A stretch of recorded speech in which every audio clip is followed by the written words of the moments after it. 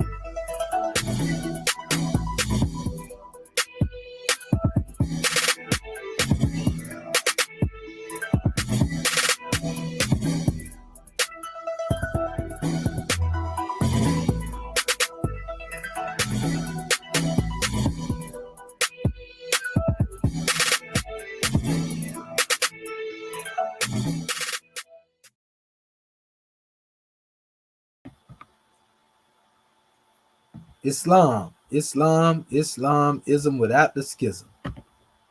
Want to rise upon the 7th and give all praises to the great God Allah, Father God Allah, and honors to His holy prophet, honors to our holy prophet, Noble Drew Ali, El Hajj Sharif Abdul Ali, that is.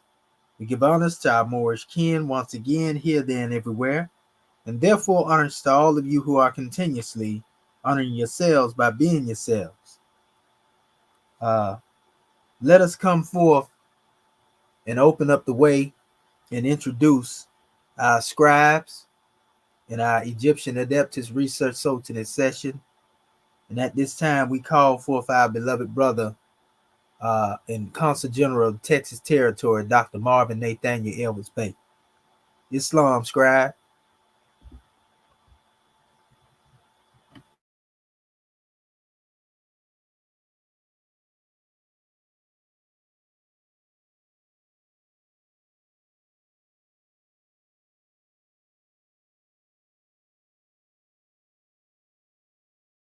Islam, brother Marvin Elvis Bay, if you're speaking, we can't hear you, grand man. Unmute your mic.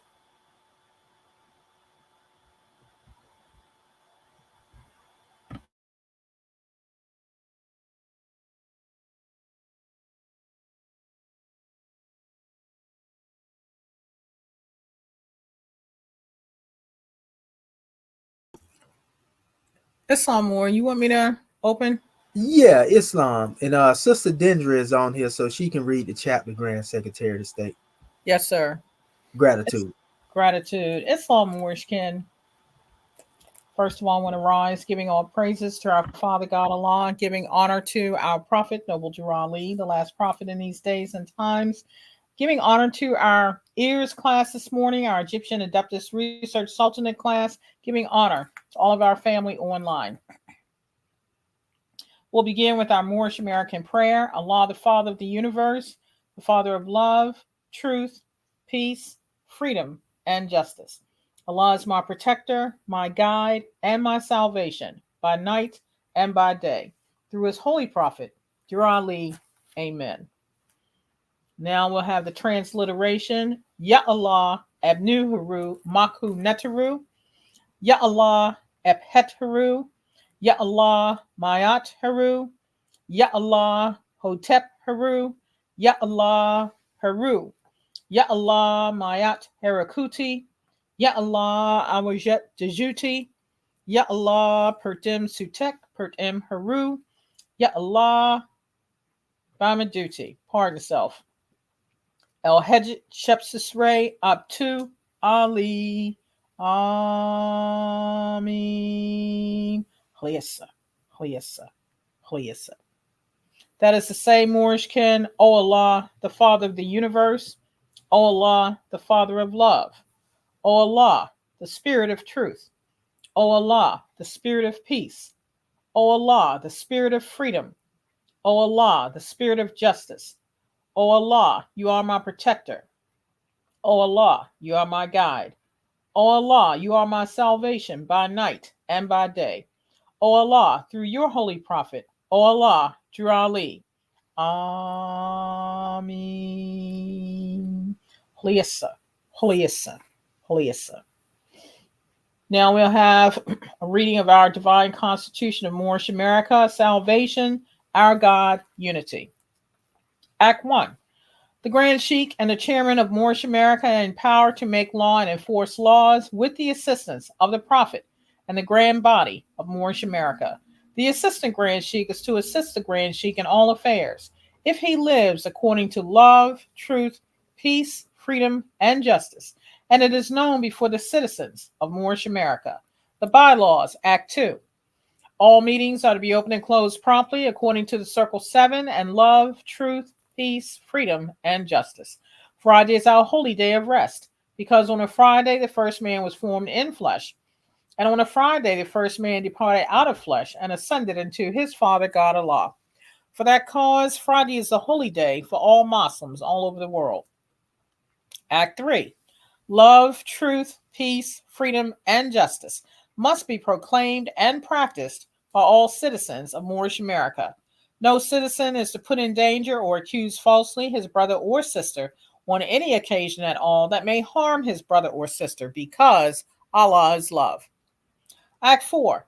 All citizens must preserve these holy and divine laws, and all citizens must obey the laws of the government, because by being a Moorish American, you are a part and parcel of the government and must live the life accordingly.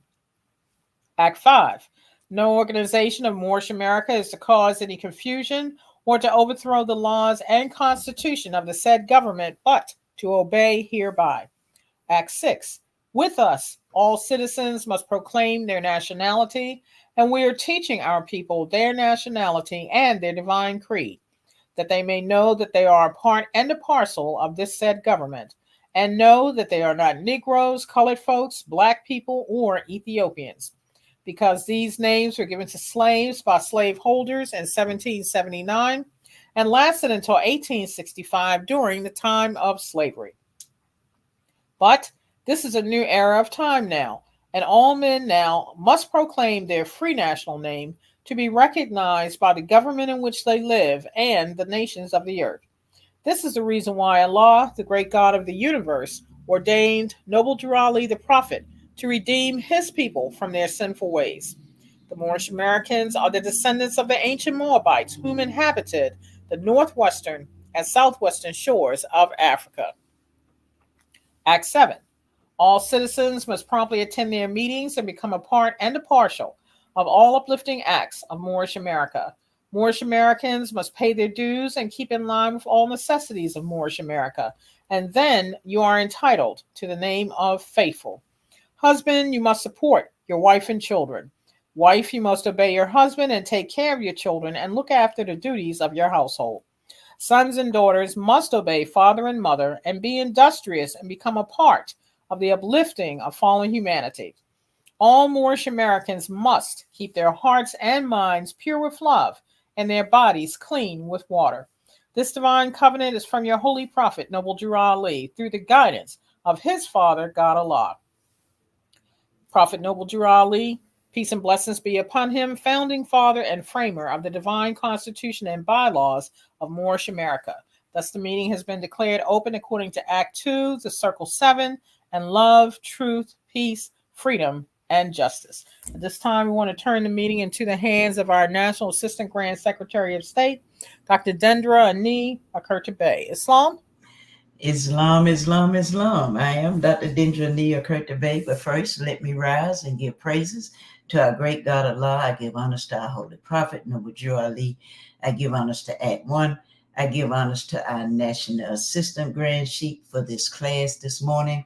And I give honors to our National Grand Secretary of State for opening us up according to law. And at this time, I will be reading our chapter of the week, chapter 57, coming from our Holy Quran. And it reads, Holy Instructions from the Prophet, Religion. There is but one Allah, the author, the creator, the governor of the world, almighty, eternal, and incomprehensible. The Son is not Allah, though his noblest image. He enlighteth the world with his brightness. His warmth giveth life to the products of the earth. Admire him as the creature, the instrument of Allah, but worship him not.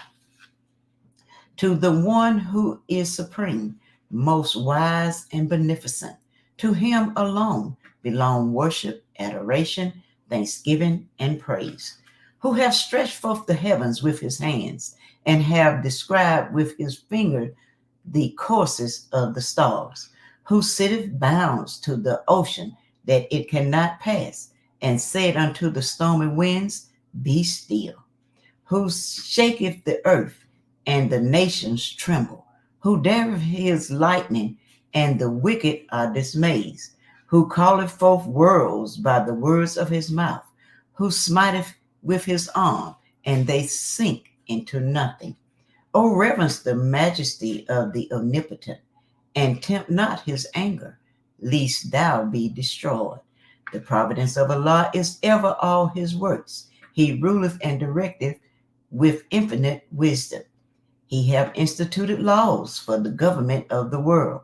He have wonderfully varied them in all beings, and each by his nature conformeth to his will. In the depth of his mind, he revolveth all knowledge. The secrets of futility lie open before him. The thoughts of thy heart are naked to his view. He knoweth thy determination before they are made. With respect to his presence, there's nothing contingent.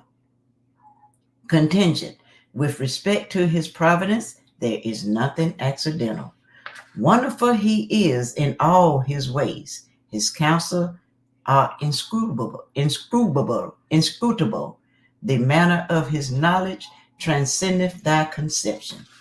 Pay therefore to his wisdom all honor and veneration, and bow down thyself in humble and submissive obedience to his supreme discretion. The Father is gracious and beneficent. He hath created the world in mercy and love. His creatures of his hand declare his goodness, and their enjoyment speaks of his praise. He clothed them with beauty. He supporteth them with food. He preserveth them with pleasure from generation to generation. If we lift up our eyes to the heavens, his glory shineth forth. If we cast them down on the earth, it is full of his goodness. The hills and the valleys rejoice and sing. Fields, rivers, and woods resound his praise. But thee he have distinguished with peculiar favor, and exalted thy station above all creatures. He have endued thee with reason, to maintain thy dominion. He have fitted thee with language, to improve thy society, and exalted thy mind with the power of meditation, to contemplate and adore his immutable perfection. And in the laws he have obtained as the rule of life, so kindly have he united thy duty to thy nature, that obedience to his precepts is happiness to thyself. O praise his goodness with songs of thanksgiving, and meditate in silence on the wonders of his love. Let thy heart overflow with gratitude and acknowledgement. Let the language of thy lips speak praise and adoration. Let the action of thy life show thy love to his law. Allah is just and righteous, and will judge the earth with equity and truth.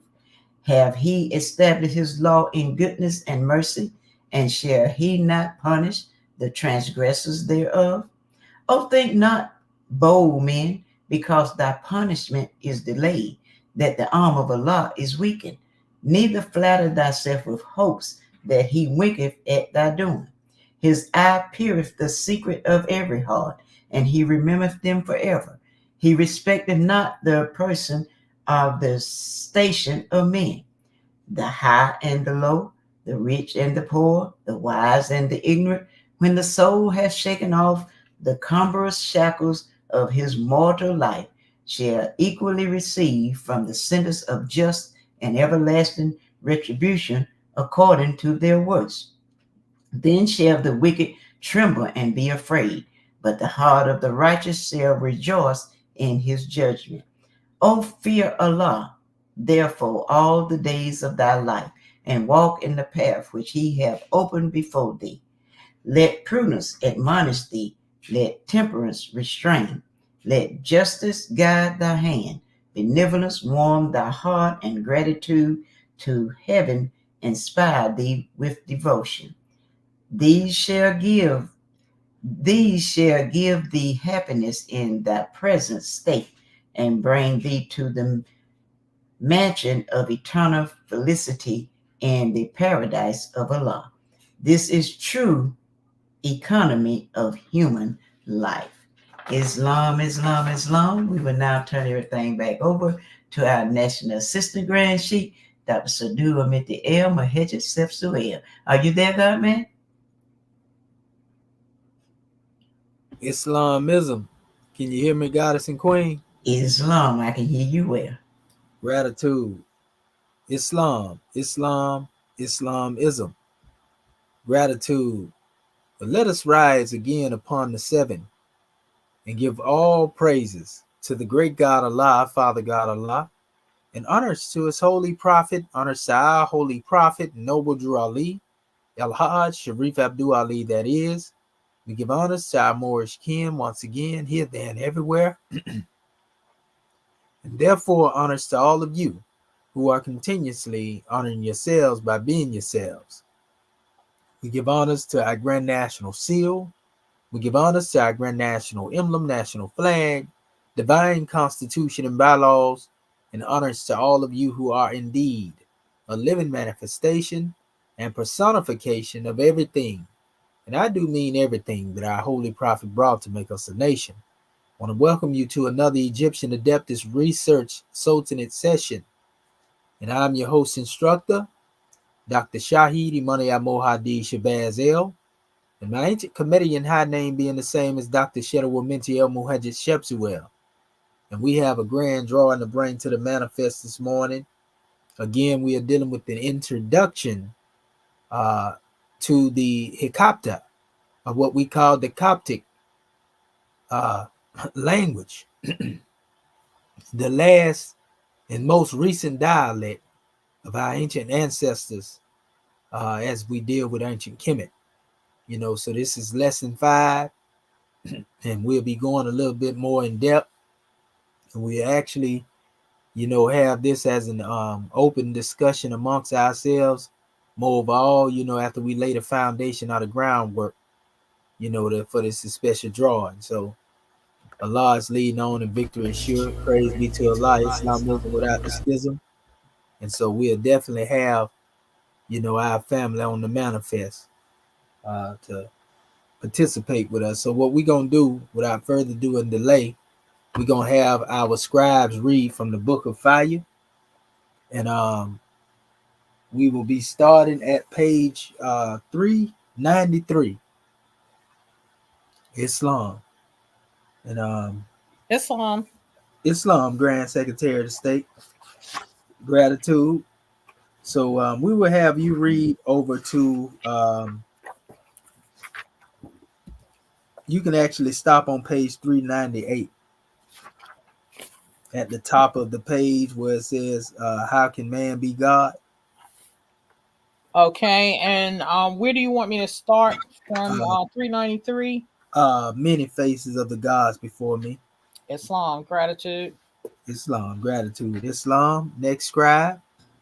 Islam. All right, Sister Dendra, you can start from page 398.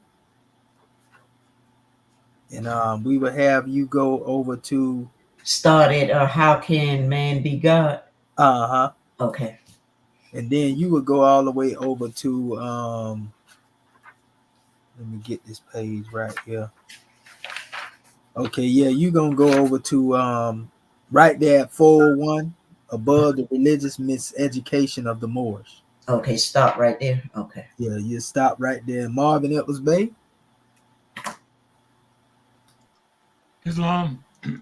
Okay, all right. You can pick up from there, brother, on 401, and then just Okay. go to page 404 Okay. above the divine origin of the Ten Commandments. Okay. I got gratitude. Islam, gratitude. Well, all right, Sister Shepsu.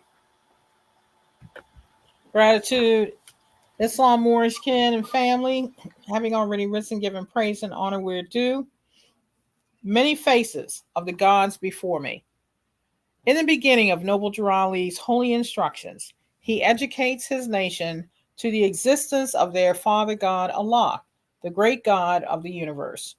This is necessary because the systematic removal of Allah, the great God of the universe, from their consciousness was deemed complete by 1865 USA. The strength of the Moorish nations has always been in the remembrance of their Creator. The more vivid the consciousness of their God, the more strong the people, because the great God was the crown above their head. The ancient ones held this sacred history into the parable of Samson and Delilah. Samson's strength was not in his hair, because hair, dreadlocks, are only symbolic of human knowledge. His God strength was in his head, not on his head. Besides, it takes dirt and water to grow hair. Consciousness must be developed by the exercise of thought. The end of physical bondage by the 13th Amendment merely marked the inauguration of mental slavery for the ex-slaves in America. They were freed without knowledge of self and wisdom of their Creator. See, out of the pot. The nearest place for man to meet Allah is in the heart. Appendix question number 4. Note, the heart of any manifest is its center, which sustains its life. For example, it is not the motor that gives the car life, it is the battery. Therefore, the heart of a car is its battery. It is not the structure of walls that gives strength to a building, it is its foundation. Therefore, the center of any building is its foundation. It is not the program that demonstrates the capacity of a computer. Its capacity of programs is limited to the size of its memory. Therefore, gigabyte hard drive is the heart of any computer. As the center or heart of a thing is its life source, so the heart of any living thing is what gives it life. Like so, the heart of man is not the flesh that's pumping in his chest, nor his brain, neither his soul. It is he, the spirit. The Holy Prophet taught the Moorish Americans to vaunt not the body because it was first formed, nor of thy brain because therein thy soul resideth. But man himself is not the body nor the soul. He is a spirit and a part of Allah. As long as Allah lives, man cannot die. For man is a thought of Allah, and all thoughts of Allah are infinite. Man is of the everlasting of the past unto the never-ending days to come. Appendix Moorish Holy Quran, chapter 1 and 37. When the Christian crusaders of the pale-skinned nations of Europe became slavers of African people, they dealt them such a death blow to the head. It knocked their God consciousness into tranquility. This systematic attack traumatized the very actions of the African soul, thinking, reasoning, understanding, and willing. See Moorish Holy Quran, chapter 38, ayat 3. Freemasons celebrate this death blow to this day. 99% of today's Black Masons and Black Shriners do not realize these same crusaders are the forefathers of European Freemasonry, who later became the founding fathers of the United States and their God in the image of a pale-skinned Yehoshua, all of whom they now praise and thank for Ma'afa, slavery, each lodge night and Sunday under the cross. True European Freemasons in the United States are the grand protectors of the Christian creed, and it is the infamous Third Ruffian Jubileum symbolizing the destruction to the thought of Allah from the minds of the old African Hiram Abiff. See Freemasonry. Once the Moorish were mentally despiritualized, the crime of denationalization, the misnomers of Negro, Black, and Colored, easily became the laws of the land and accepted as the will of God. So until this day, the making of Negroes is a gross national product of the USA. The irony here is, it is the labeled Negro, Black, and Colored people whom have accepted this religious hand-me-down as being saved and the right thing to do. It was then the new European Yehoshua became a way of life, and the fear of him, the white man, as God, became a social phenomenon. Psychologically, even though today's Black Christians attempt to color Yehoshua historically Black after their own misnamed image, they still see him through pale skin powers. This God image cannot be avoided. After all, it is difficult to recognize the nationality and entire life of Yehoshua when being forbidden to know your own. The original Africans did not see the great God as separate from themselves, nor did they confine the omnipresence into the body of one individual. They did not see God as having an only begotten Son and damned to the billions of other souls which he also created. He was never begotten nor begetteth. Allah is divine guidance and protection, but was never guided nor protected. Unlike Christians who see Yehoshua as God, although they will Simon Peter this fact upon inquiry, Comethnians (Egyptians) knew Yehoshua better than any American. They never gave God a birth, beginning, or a cause. To give God a partner, son, or sidekick would imply also that he needed help in creating the universe, worlds, kingdoms, and all that exists in them. In fact, the very name for the great God was not given to humanity at large until the advent of Prophet Muhammad. Yehoshua never taught it. He refers to the Creator as our Father and hallowed be thy name. The name Allah is hallowed today by over 1 billion Muslims, just as Yehoshua taught it would be in what is biblically known as the Lord's Prayer. Before the Pyramid Age, the ancient Hamithian Moors of the First Kingdom saw the Creator as the great God, the Spirit of spirits, and was hidden from human eyes and other finite things. That the only way to see Allah was to go into the heart of man, known as the kingdom of the soul, the dome of purity. And none but the pure in heart could go within the silence, beyond the sound of the word, and through the light into the spirit of truth. They saw their Creator as the immutable truth and must travel by divine love's spirit of harmony to get to Allah. Drew Ali taught that Allah, the God of love, is never further than the purity of any man's thought. This is why man, spirit man, is never alone. The Holy Prophet further instructed the Moors that our ancient forefathers referred to the father and mother of all gods as the great God. See question number 94. In the founding, the first religious creed, the old-time religion, the worshiping of the great God eliminated all doubt as to whom all praises is due. The significance of this is bountiful and has both natural and salvaging results, which are healthy to the body, honest to the soul, and redemptive to the spirit. Moorish Holy Quran, chapter 38, ayat 1. Actually, the first commandment is to have no other God before Allah. Needful to say, to worship Jesus or any other European, make all Black Christians public sinners, polytheistic pagans, as well as slaves. Of course, this is contrary to the reapings of Moorish harvesters from the gods of the West, especially those prayed for in the name of the various pale-skinned Yehoshua, an obvious false prophet. In defense of the Roman Catholic order, in their earliest days, they viewed Yehoshua as a saint, not a god. In fact, Yehoshua had taken 2 servants of Tiberius and made them ambassadors to his gospel to Rome and all of Italy. Moorish Holy Quran, chapter 17, ayat 16 through 29. Latin sainthood is Rome's highest ideal, as close as can be interpreted, of an African prophet. In the Roman Catholic Church, the Pope officially recognizes a saint through canonization. It is the Vatican's way of respecting a man or woman for their wisdom, spirituality, or dedication to their faith. Unlike prophets, saints are given their flowers, parentheses, honor, after they are dead and recommended. Unfortunately for Claudius and his wife Juliet, it was not they, but Cephas, better known as Simon the Rock Peter, who would get the title of saint.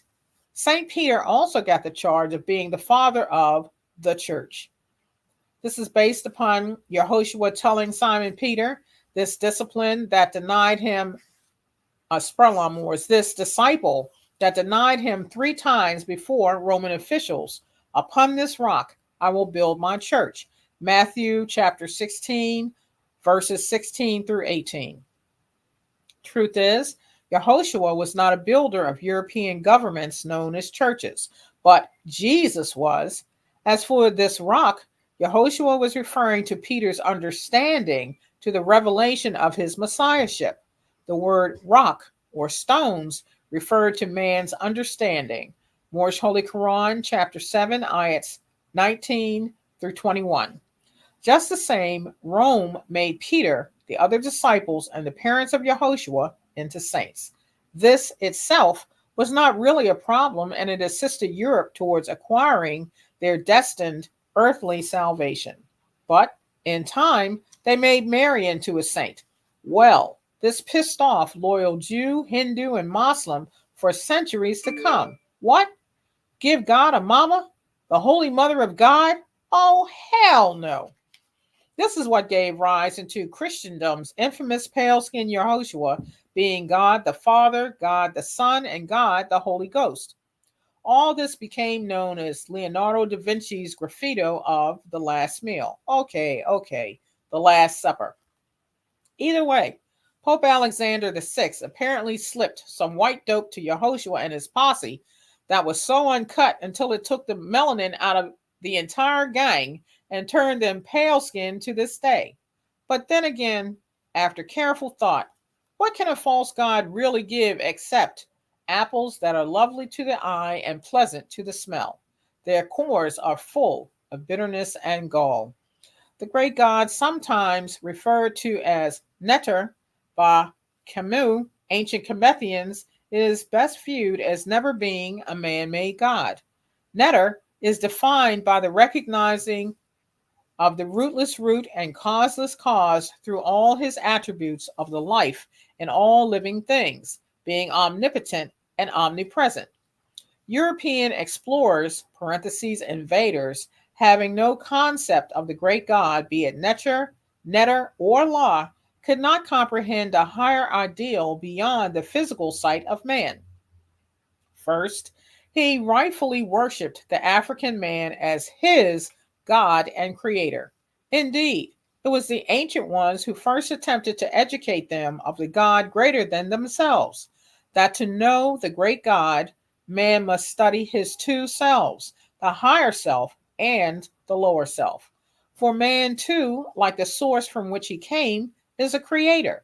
He who knows well his lower self knows the illusions of the world, knows of the things that pass away. And he who knows his higher self knows the great God, knows well the things that cannot pass away. European rule teaches men to worship the body of Yehoshua, even wash in his blood. Yet the body and the blood are finite things and have passed away. It is the embodiment of the Christ made in the form of a law which men are to know. Yet the status quo has gods that are but demons in disguise, all powerful yet full of jealousy and hate and lust, because they are founded upon the flesh and materialisms. Today, ask most Christian-fed blacks, even under clinical hypnosis, What is their image of God? And they will reply of a Yehoshua figured in a European body or dead presidents. And yet, these gods possess no ears to hear, no eyes to see, no heart to sympathize, no power to save. This evil is a myth. These gods are made of air and clothed with the shadow of a thought. All their ideals of God are in death. Drali made it law for the Moors, while making a public speech, must not use any assertion against the American flag or speak radical against the church. He also said to tell my Moors the truth. Therefore, in the light of exhuming a pure and clean nation from under the laws of illusions, the Christianized Moorish people of North America need to know Christianity, which was founded in Rome, is a copy of the old-time religion. What they call the Black Church is a copy of the Europeans' copy of the original Egyptian mystery system known as Islamism. All copies are naturally weaker versions of an original.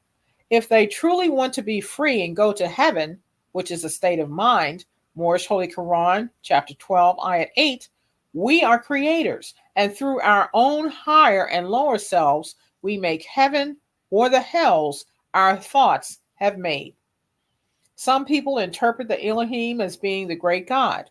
However, the Elohim are the complete circle of 7 thoughts of the great God, which created everything. See the 7. This Hebrew term is not the totality of Allah, but some of his infinite thoughts. Allah or God, which one to praise? Prophet Noble Drew Ali, in returning to the Moorish, their lofty estate, gave to them the name of their father God, Allah. He asked these questions of his people. Question, who made you? Answer, Allah. Question, who is Allah? Answer, Allah is the Father of the universe. Question, to whom do we refer to at times as the great God? Answer, Allah. Every nation has a singular name for the great God, except the corporate United States and most Western governments under various umbrellas of Christian rule. Nowhere in the Western language is there a single name for the great God. So, to fill this spiritual void, most Christians are currently giving an African brother named Yehoshua the assumable title of God. This is about as close as the English language can get to the great God, other than calling themselves white, parentheses, God. This little tidbit goes unnoticed by most Negro, Black, and colored people that have been following a Western Jesus, a son, and their horse named Ghost. However, the old Africans have always taught. Noble Drew Ali instructed the Moorish students in knowing the God you are serving by first realizing there is no difference between God and his name. Allah is the personal name of the great God in Aramaic, a language of Yehoshua and a sister language of Arabic. Allah is the name of the one true God. There is nothing else that can be called Allah. To know the name of the great God is a blessing in itself. It can be used as a mantra. From the thought and manifested breath to say Allah, one utters an infinite force of the Almighty, Creator and Sustainer of the universe, the causeless cause and life giver of all worlds, seen and unseen. Allah has no gender, nor can this name be plural. Allah, when spoken from the heart, is the divine mantra uniting spirit man with his creator. Drew Ali says the nearest place to meet Allah is in the heart. This is why man is never alone and his father is closer than his thought. Communication is endowed in the nature of all living things by its parent source. Example given, as chicks are to fowl, as kittens are to cats, or as a foal to the horse. This is especially true for man and his creator. The above does not hold true with the word God, especially as used by Western cultures. Although every tongue has a term used in reference to God, it can be made plural, gods, or feminine, goddess. The word God can also be bound and molded by man's highest ideals. And at that time, his ideal became his God. Example given: a monument, money, car, sex, power, nationalism, plant, beast, or religion, etc. The word God is predominantly applicable to earthly things or other manifests. The Holy Prophet teaches the Moors that God means ruler of the land. Question number 93. If one looks around the globe, it will only take a glance to confirm the one who claims ownership of the land is also the one which exerts the power of God in ruling over all that is upon his land. Man-made gods are subject to change because they are made in the finite durations called time. The word God, as made and applied by the nations of Europe, defines their sovereign accomplishments. This is why "In God We Trust" glorifies presidential busts on all American currency. "So help me God," and in his God's holy name, in essence Jesus, concludes swearing of oaths and prayers. Noble Durrani said, God means ruler of the land. Question number 93. European Freemasons proclaim themselves as God. This is demonstrated by the seventh letter G placed in the center of the across compass and square. In the subjugation of Africa and the beginning of chattel slavery across the Atlantic, the Spaniards, Portuguese, Dutch, French, British, and other pale-skinned nationals gave themselves the title of white, not because of their color, but because their lack of it thereof. They called themselves white because white means purity. And with the conquest of African peoples, they were to remain pure by not amalgamating with the black savages. As long as they did not mix with the blood of Africans, they would qualify for the supreme title of white, parentheses, white supremacy. The Moorish American prophet enlightened his nationals to the definition of the word white. Question number 93. Will you define the word white? Answer: white means purity, purity means God, and God means ruler of the land. He also taught black was not a color, but just a word that means death. What most people of hue do not realize is whenever they say white man or praise Jesus, they call the Europeans their God. The point here is simple. The European Yehoshua of today, due to ethnic cleansing and religious alterations, is a man-made God. Catholics have made Mary the mother of God. All made white by the white man is godly. All these things are subject to change, whereas the great God is the immutable truth and infinite love. Truth does not change. Yehoshua himself warned men about finite gods, no matter how holy they may appear to be or how appealing to the soul. Man's God today, tomorrow is not God. Moorish Holy Quran, chapter 10, ayat 16. Of all men, it is the ex-slaves of North America that need to re-examine their hearts to be assured that the God they serve is truly the God of Adam, Abraham, Yehoshua, and Muhammad. Otherwise, the God they serve is not their own, and they may actually be slaves to sin. Accept it or not, the Kunta Kinte was beat down so that Toby could survive. As the national names were denationalized from the Moorish tribes of northwest and southwest shores of Africa, then replaced with the false identifications of Negro, Black, Colored, Afro, etc. Like so, the religion of Christianity was whipped mercilessly into the people of hue. This forced out the consciousness of their true great God and replaced it with a belief in a God they could see. This new God, seen through eyes of fear, was named Lord, White Man, Yehoshua, Christ, Master, I will obey, don't hurt me no more. The only relief from the genocide and oppression of Africans was found in the conformity of the European religious creed under the cross. To this day, the unconscious Moors will declare they are saved by the various leniencies bestowed upon them through the grace of these gods made by their masters. And so it shall remain until either be freed by truth or face more wrath of the great God, much worse than U.S. slavery. Besides, what level of thinking on earth could make anyone believe a slave master would provide his slave with a God greater than himself? Indeed, the white man gave the black man the best God he had to offer, himself. The church was not designed with the resurrection of Africans in mind. Yehoshua once said, "No servant is greater than his master." John chapter 16, verse 20. A true faith is an established friendship between the great God and man. What religion on earth will make the black man greater than the white man who made him?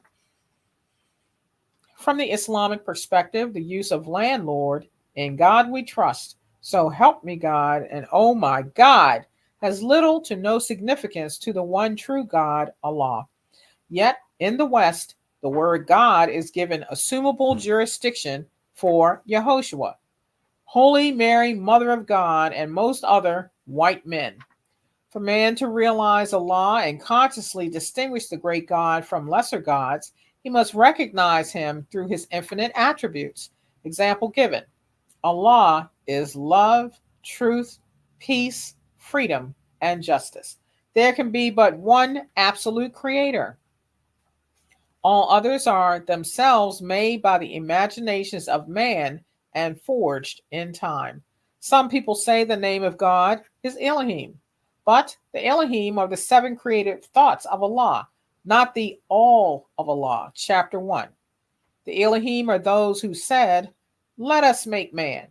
Genesis chapter 1, verse 26. When Moses was asked the name of Allah, he was instructed to say, "I am that I am." This meant the causeless cause and rootless root, that which has no beginning and no end, nor concerned with time. At that time, there was no name for God or the religion. Modern Christians in America have adopted the name Jehovah, for God's name, but they still do not privately distinguish it from Yehoshua. Other people say that "thou should have no other God before me" means that their God is a jealous God. This has no bearing upon Allah, the sustainer of life. The great God is not influenced by jealousy, hatred, envy, or any other mere weaknesses of man. Jealousy is spurned from competition, and Allah, the creator of all things, did not create anything greater than himself. Meanwhile, what man interprets as God's jealousy is merely his own karmic wrath resulting from going contrary to his divine nature. Of the world's greatest religions, Islam, Judaism, Buddhism, and Christianity, only the latter praise Jesus and refer to him as God. The others teach of him as a prophet, a Christ, or their brother man. The basic reason for this blasphemous theology rests deep in the European philosophy extracted from Egyptian cultures.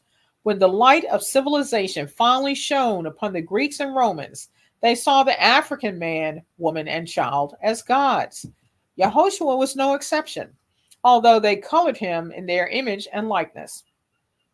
In fact, it was Pope Julius II who paid Rachel and Michelangelo in 1508 to paint Yehoshua and other African, quote-unquote, biblical images to look European.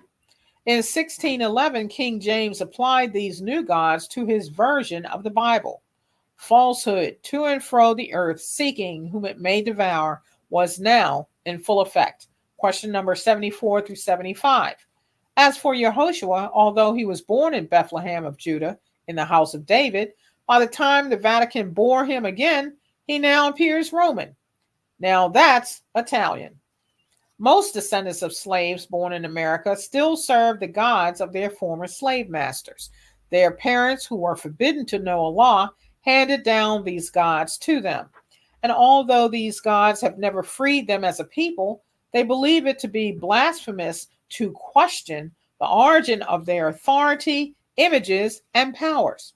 In fact, The Bible has been changed over 315 times in its brief history, yet ex-slaves champion it as the Word of God. Still, Durali said, truth is ought, and ought is a law. Truth is immutable. Truth does not change nor pass away. Yehoshua told John, truth will make you free. John chapter 8, verse 32. Since a law can be recognized by his infinite attribute of truth, which cannot change and will make man free, then surely after nearly 2,000 years of the Word, highlighted with 400 years of slavery, would have freed God's people by now, if indeed the Word was God. Actually, the fallen sons and daughters in the Western shallow grave get the name Jesus from the Europeans, not from the East. Example given, Egypt, India, or Mecca. These places hold more truth about Yehoshua and the great God than the West has ever revealed. The Moorish American prophet describes the Western gods as having no eyes to see, no heart to sympathize, and no power to save. Moorish Holy Quran, chapter 3, ayat 19. Revealed truth demonstrates that Allah alone made the first physical man. However, mankind makes their own gods of themselves for themselves. Gods are the matrix of man's false sense of salvation. He becomes sensitive and warlike in defense of the very God which is supposed to protect and guide. Men of the West claim to be monotheistic, yet he serves gods sculptured by hundreds of changes, sects, and denominations. When he tires of his present God, he merely goes around the corner and becomes a member of a more agreeable God. The Holy Quran, Surah 37, ayat 95, teaches openly against worshiping gods that man has carved for himself. Man praises the God most accommodative to his will. Often following the masses, he will knowingly serve a false god because of its popularity. For an example, Christmas is a god in the form of a pagan holiday. Most descendants of slaves give power and sacrifice money to an obese, bearded white man to come down chimneys they do not have or fly reindeer in Trinidad. Their parents fed this lie to them, and now they feed it to their children. Ironically, although by the age of 5, the most blatant falsehood of this commercialized-based holiday is realized, still, they praise it, in God's name, from habit. When one travels the straight way to Allah, they have no other gods before the great God, nor do they compound the truth.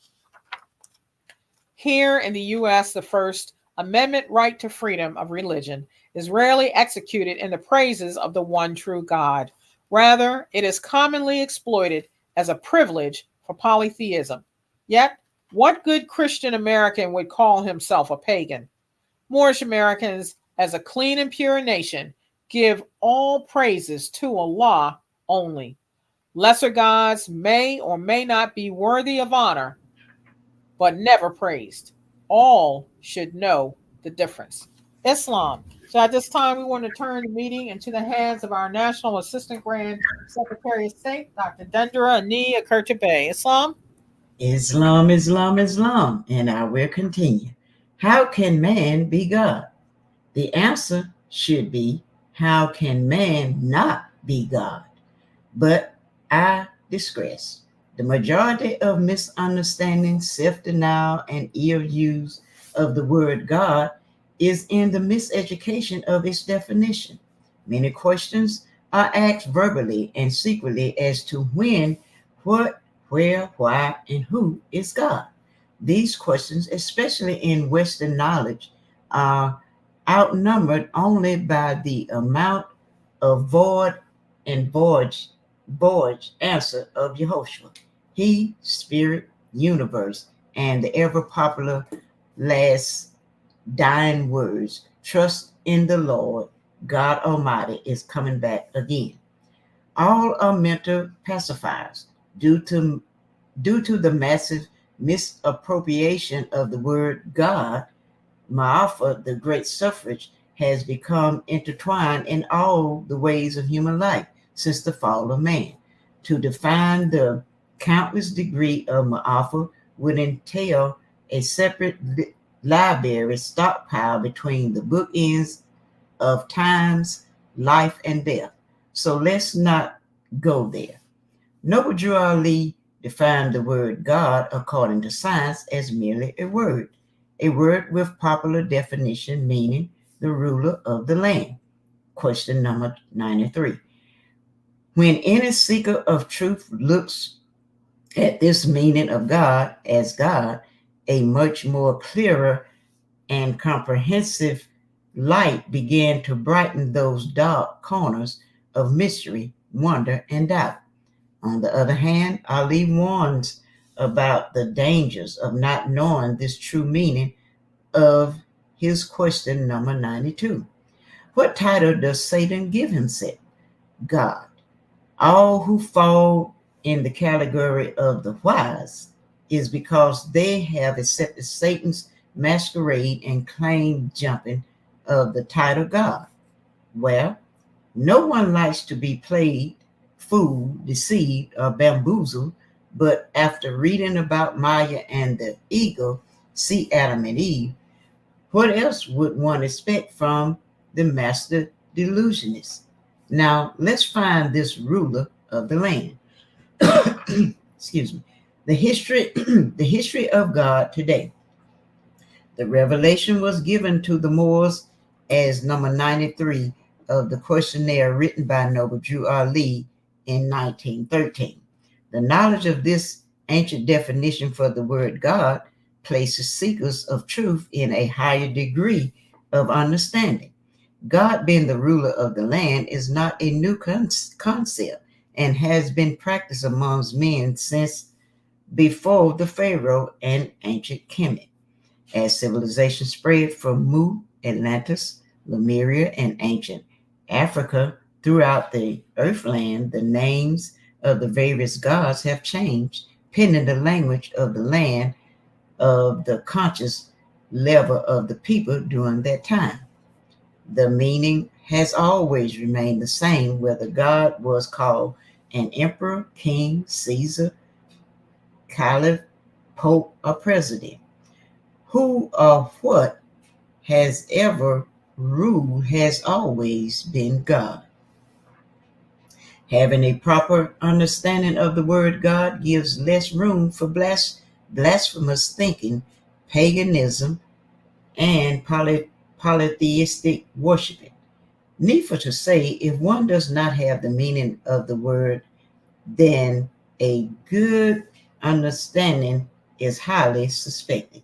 In the United States, the word God is used daily and is so commonplace until it is assumed as normal. It is considered as abnormal to question the origin and authenticity of today's God as it was to eyeball God in the eyes during the days of slavery. Some things are just too painful to the mind, I guess. There are others who refuse to bite into their God for fear of some other truth they might find, because nobody likes being made a fool of, prostituted, victimized, or played. Secretly, there are accidental pagans. These nobodies like being these. These are those who are just serving, who they say is God, as best they know how until a better one comes along.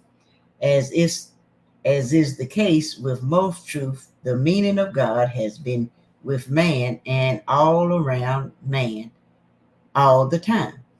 For example, do these statements sound familiar? Number one, man was given dominion over all the earth and to subdue the earth, parenthesis, Genesis. Number two, honor thy father and thy mother, that thy days may be longer upon the earthland, which the Lord thy God Allah have given thee. Question 42. All sacred scriptures and harmonious laws of man witness the truth. Man is made in the image and after the likeness of God, Allah. Question 91. Thus making man, spirit man, God in his essence. See the chapter Adam and Eve for a more in-depth understanding. The point here derives from a carefully avoided USA question to descendants of Africans born in America today.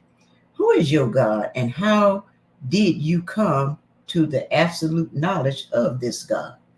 Before the reader sends the author to a loony bin or check to see why his elevator won't go to the top floor, consider this.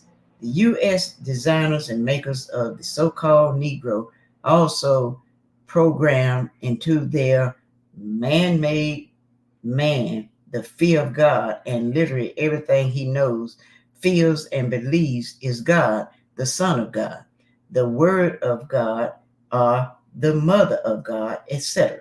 Everything the Negro thinks he knows about God has been learned from the only, parenthesis, white man, God that created him. What about the word Pope? Are popes gods today? Do popes rule the lands? Yes. Then popes are gods too. Proof that popes are gods can be verified by the inscription in the Pope's official martyr where these words can be found. Vicarius Filii Dei, the words that is Latin for vicar of the Son of God. As gods, popes have launched more wars and gotten more Vicarius Filii Dei lives lost than souls saved. In fact, the so-called Christian crusade would have been more correct dubbed the Catholic crusade, but it was God's will to let the Christian take the rap. After all is said and done, Christians will still be the bastard children of Catholicism. The title Pope is Latin meaning father. The origin of Pope began with an old Roman station, Pontifex Maximus, a title given to the Roman emperor. The emperor also dubbed as high priest or god of the paganistic religion. It evolved to current title Pontiff, meaning bridge builder. Pope, also known as His Holiness, became the ultimate God, but this was only in line with Roman protocol and hierarchy tradition. Father in Latin or most other language implies God, or as parentheses Drew Ali simplifies, ruler of the land. The problem with Pope being father was it violated the biblical monotheistic spiritual father command to not have any God before me. This also created the Miller-Man syndrome that ran interference with the Father found in heaven, Matthew 23:9. This status of holy mediator was never supported by Peter, James, Yehoshua, neither the Septuagint. One thing for sure, the Roman Pontifex Maximus became the groundbreaker to today's onslaught of Christian preachers, pastors, and Bible thumpers. The early Greek, Roman, and other pale-skinned northerners acquired God from the ancient Canaanites of what is now called the Holy Land. These old Africans were the first idea of God to be known by the nation of Europe. But then, as now, the Northern could only relate to God as they could see with their eyes and not their hearts. Basically, the foundation of everything the so-called NBC knows about God can be traced to the shadow history of their Christian enslavement.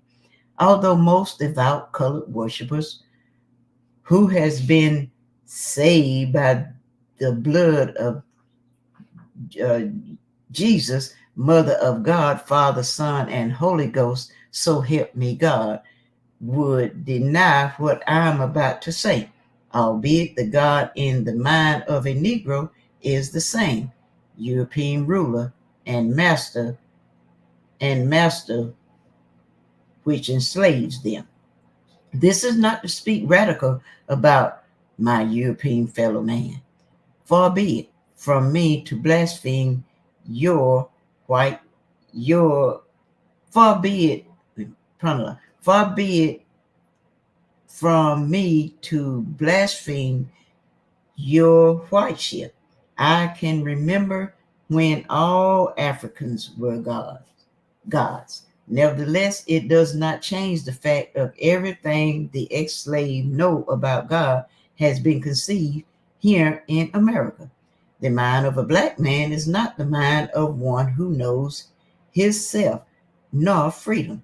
It is a mind forged through generation of downbreeding, miseducation, time released fears, mostly under diverted rays of religion. This physiological processing contains very little truth, no knowledge of self, and there are always middlemen piously placed between the great God and themselves. In the short, the God they unconscious serve is not infinite wisdom and love, which created man, but the God that actually made the NBC people. Naturally, the author stands to be corrected in this publication to the public. Still, uncommon sense would at least suggest if a person knew the right way, he would not continue to go contrary to that way, in the parentheses. As it is in the nature of the mind to become what it thinks, it is also a part of the human nature to shirk the source of one's life and nourishment. Therefore, it is the natural course of the man-made NBC people to interpret their maker as God. After all, the present ruler of the land just happens to be the only author and sustainer of the Negroes made in America. With this in mind, what the NBC truly know about God, which was not shoved down the throat of their proceeding generation, can be lost in a thimble. This includes those who have been called to the ministry to spread the gospel of God. Yet they must study the word of Greco-Roman theology, commonly called the Bible, parentheses. Then, through the power invested in them by any of the said 50 states, parentheses, also ruled by the same God, parentheses, they can then go preach the word, which they have gotten from God. Most NBC pastors, priests, and elders do not know why they are allowed to lead entire congregation of thousands, but not one nation of their own people. The origin of a black man's God is suspect, and it is suspect as long as he accepts being other than his true self.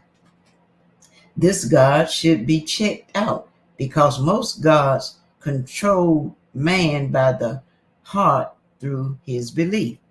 The gods of the West are ruling by controlling both ends of the human spectrum, duality and Maya. Most ex-slaves rarely analyze the pale-skinned gods of Europe. These land gods are notorious and clever. They are able to disguise their world, which consists of both heaven and hell, by acting as absolute all to everyone. God is God because God is the source of power and bounty. God creating conditions with one hand and God's solution with the other. AIDS plus population equal control. Cocaine plus prison equal thorns.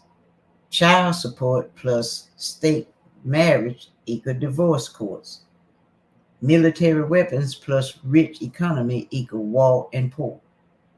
Hell plus heaven, economical social control. Virtually everything black, virtually everything blacks think they know about God has been taught to them by the only God they have ever known, to their existence in his United States, heaven of America. They are a dependent and consuming group of people with no national assessment of their own. They own nothing. They cannot feed, clothe, or shelter themselves, and subsequently pray and thank their sole provider for everything they are about to receive. They are themselves, they are humble by the superfluous and submit to his table of plenty. As for Negro conception of God, its most beast, wait a minute, it's it's mostly based Islam. It's mostly based upon the Freemasonic philosophy of he that giveth power can also taketh power away. The power of this God is a well-constructed maze of social, political, and civilian interaction between red light districts, racketeering, and everything that harms at hell's entrance, and let's have some church up in here to the do right, God chosen people. Jesus, keep me near the cross to the gates of heaven at the other entrance. I like most specimens in a trap. The NBC does not know the entire contrivance was designed by the same God, ruler / government, with them in mind. Most have forgotten or never realized the same fear of God blood which flow in the veins of George Washington and other slave masters also gave life to the Ku Klux Klan through the spread of Freemasonry. When most NBC have communion service, it is rare for them to ask exactly whose body am I eating? And whose blood am I drinking? Is it my brother Yehoshua, Jesus, or the Roman God's law that crucified him?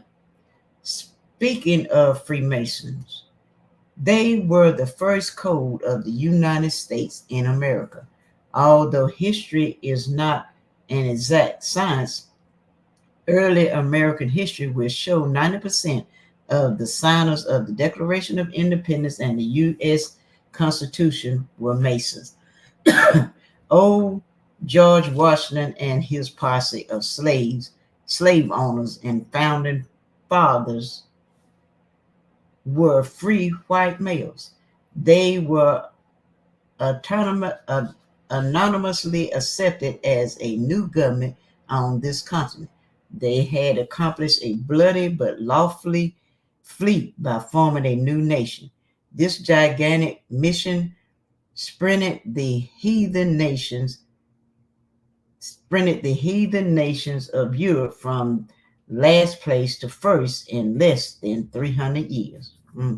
Because of this new global status, the free Masonic squatters of the United States gave themselves the title of God. Oops, did I say God? I meant Mr. President. Woo. Woo. Is that better? The everyday equation of Freemasons plus president equal God is very simple. Notice in God we trust is behind the head of every God president on each Federal Reserve note.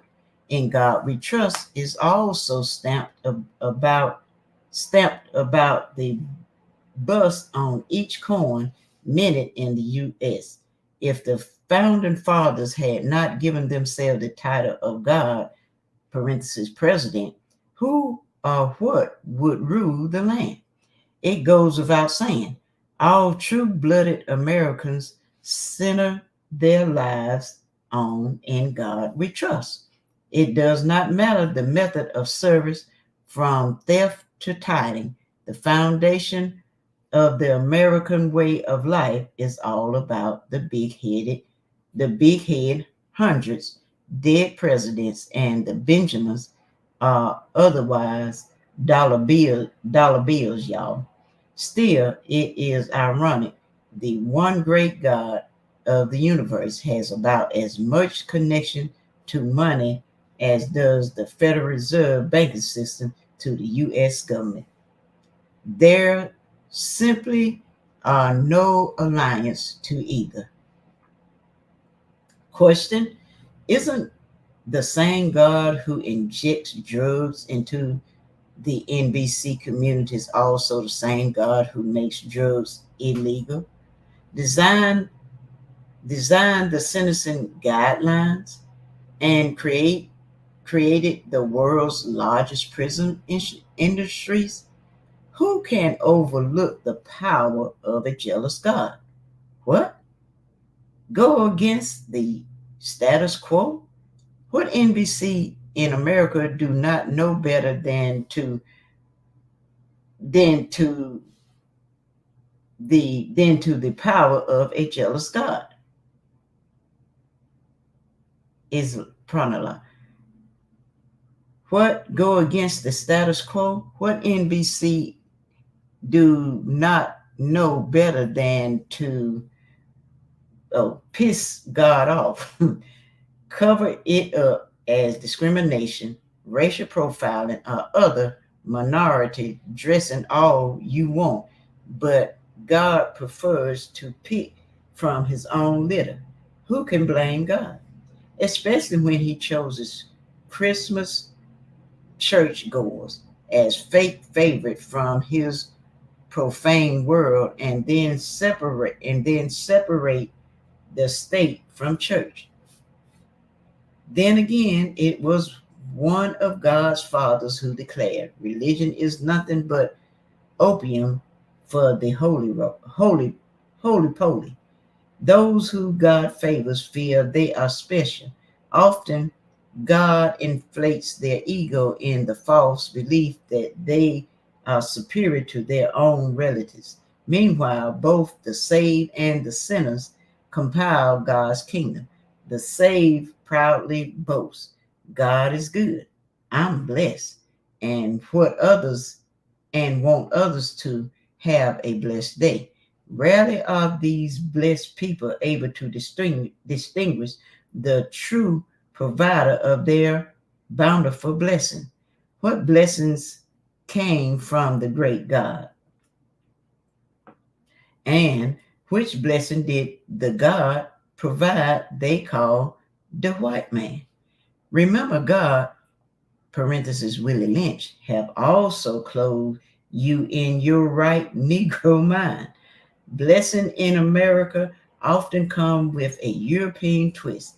As a child, some fat European dude in a red suit would come in the blink of an eye and get credit for bringing blessings that parents have worked hard for all year.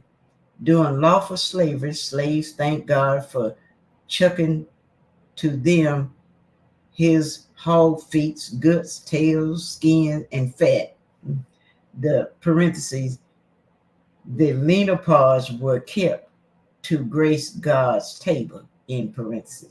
Today, those throwaways are called soul food. and a blessing.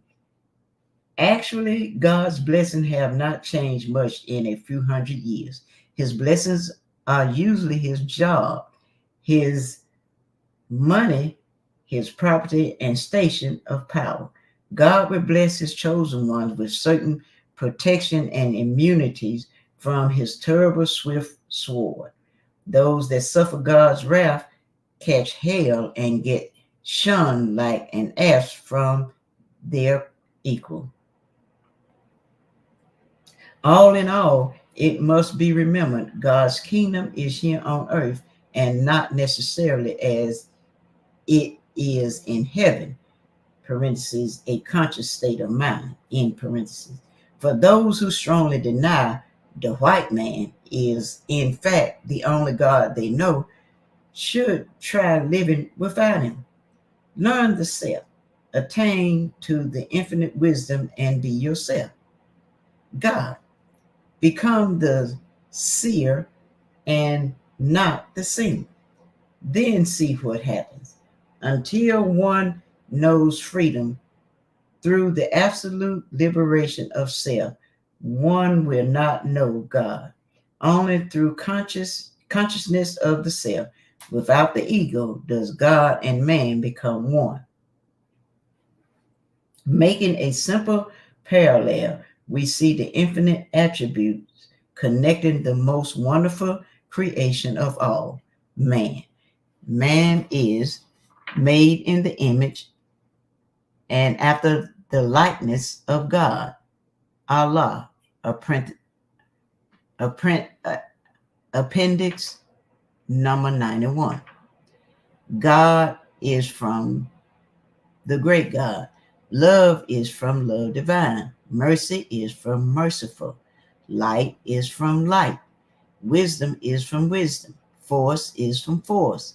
Will is from will. Spirit is from spirit. All knowing is from all knowing. Perfect is from perfect. Benevolent is from benevolent. Destroyer is from destroyer. These attributes are exact images and likenesses, and united by an infinite of the past unto never-ending days to come.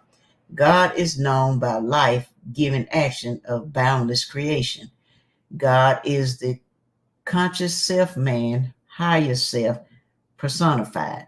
It is God alone who inhabits the earth and has complete rule of its dominion. He named all living things. God dwells inside each human body and controls all of its function. God alone has the power of clairvoyance to see things in the future tense, and the clairvoyance of ears of soul to hear far away things of the soundless sound and still voice. He owns the instruments of the mind, senses, subconscious, and intellect, and uses them according to his will. God is the higher self and readily unfolds when the minds of men cease thinking. God is without comma because he is above the dualities of good and bad, right and wrong, faith and doubt. Excuse me.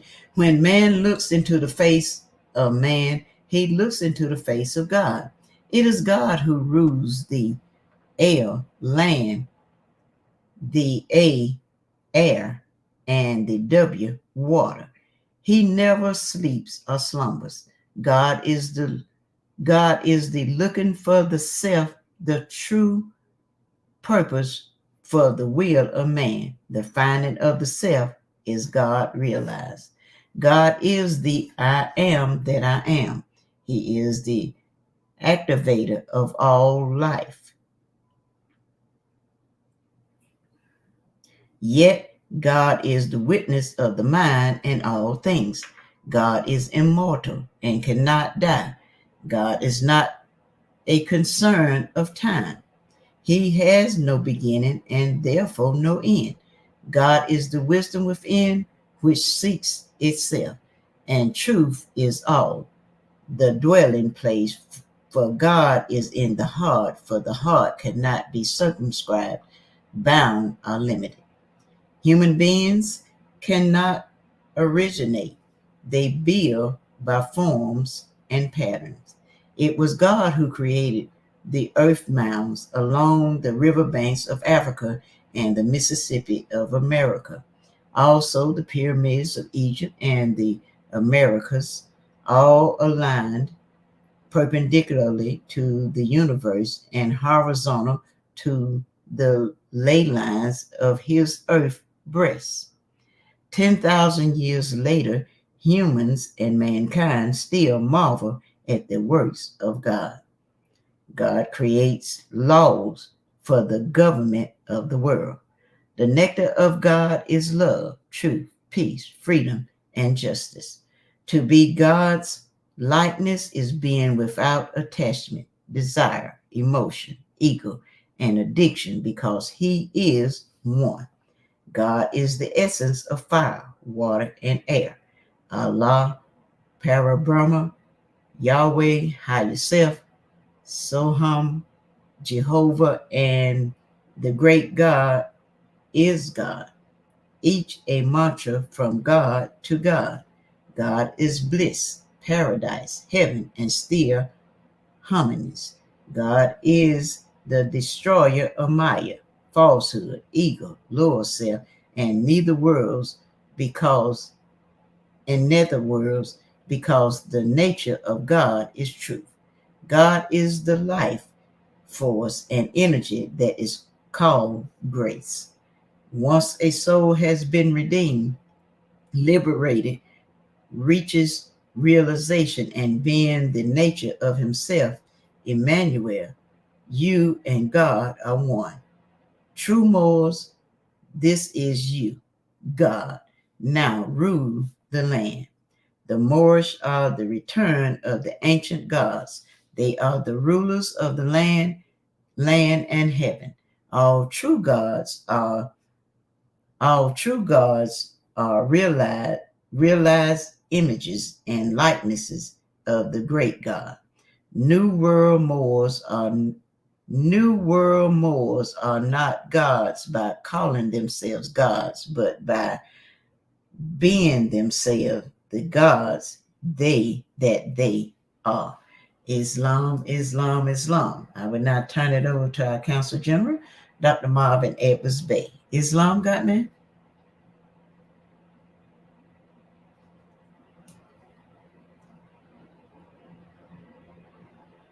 Brother Marvin Edwards Bay? By himself. I'm just talking, you know. I'm Dr. Marvin Edwards Bay, Consul General of the Texas Consulate, rising, giving all praise to the great God Allah, giving highest honors to his prophet, our prophet, Noble Drew Ali, Al-Haj Sharif Abdul Ali. Give high honors to our theocratic government, our Moorish American government. Give high honors to our Egg One. I give high honors to all of our officials. I give high honors to this class, our Egyptian ADEPTUS Research Sultanate class. Plus, I give honors to our instructor and host, Dr. Shedu Emitia Moheji Sepsu, also our National Assistant Grand Sheik of Moorish America. I give honors to everything that's Moorish, our flag, our seal, our emblem, our divine constitution, Holy Quran, Book of Ali, our 101, 102s, like Zooming of a Nation, all of our divine revelations I give honor. Give honor to the forerunner, Dr. Marcus Moshe Gariel. As well as I give honor to the ancestors whose shoulders we stand upon. We are the return of the ancient ones. Give honor to the panel and those in the audience. And I'll begin. The religious miseducation of the Moorish. Virtually everything the Moorish of the West think perhaps they know about religion has been systematically beat into them during their enslavement. First and foremost, in the history of civilization, it is impossible to educate slaves, commercial properties, and or chattels. Well trained, yes, but educated, never. This holds true in the midst of universities, specialized social/government agencies, and religious entities. The majority of the Moorish people colonized in the West know very little about religion, and although they sincerely love the Lord, they know even less about the gods they have been taught to serve. Couple this with the fact they receive no education, which leads to knowledge of true self or the great God of their forefathers, and the results will be a prime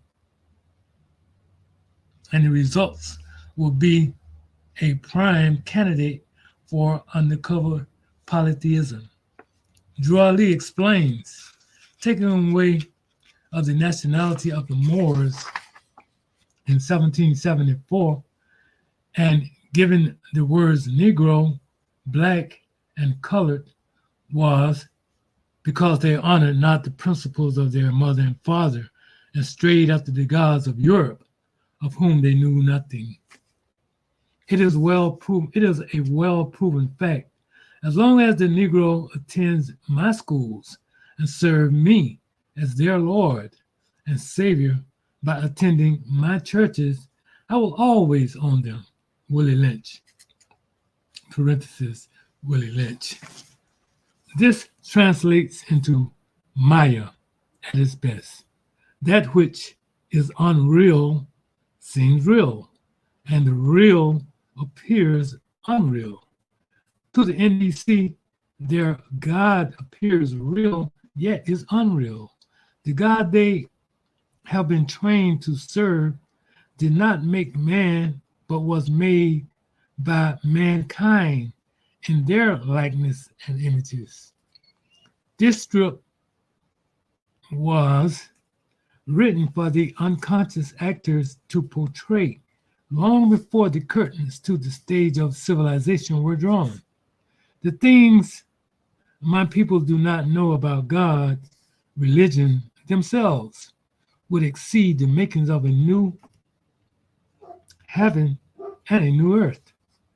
In Hosea 4th chapter, the charge against Israel revealed, my people are destroyed from the lack of knowledge, because you have rejected knowledge. I also reject you as my priests, because you have ignored the law of your God. I also will ignore your children. Nevertheless, after 135 plus years of abolished slavery, the descendants of ex-slaves still dance to the beat of religions of which they know next to nothing. Because the descendants of ex-slaves, because the Moorish peoples have been so legally enthralled and miseducated, they crave acceptance by virtually any semblance of freedom and truth. To say they are deprived of self-worth, which can be found only in one's true identity, would be an understatement. Subsequently, the descendants of slaves are prime prey for proselytization of organized religious and social structures. Unfortunately, the majority of these civic traps are either made or controlled by state jurisdictions of their oppressors. The manumitters of the Moorish peoples have clearly proclaimed themselves as God when they named themselves the white man. Fortunately, in the same breath, he also revealed he is the Antichrist and foe to the great God Allah. He is not the God of ancient Moorish forefathers. Nonetheless, the real problem is the miseducation of the Moorish peoples, which Noble Drew Ali calls mental slavery. The worst aspect of mental slavery is commonly called the Stockholm Syndrome. This is when the very minds of the captured, due to lengthy and systematic iron hand oppression, assume the mentality of their oppressors. The Stockholm Syndrome is most prevalent in the Nazi concentration camps, where many Jews became better Nazis than the Gestapo. In modern prisons, many inmates, known as snitchers, are better informants than the paid corrections officers. Like so, due to denationalized slavery, the oppressed and miseducated millions of Moorish peoples are better Christians than Europeans, better Masons than the Scottish and York Rites, better Americans than the U.S. courts and states that own them. See 14th Amendment. And better believers in who the West say they are than in knowing or being their true selves. Noble Drew Ali states, some of my best Moors are in the church. This is true, but how did this come to be?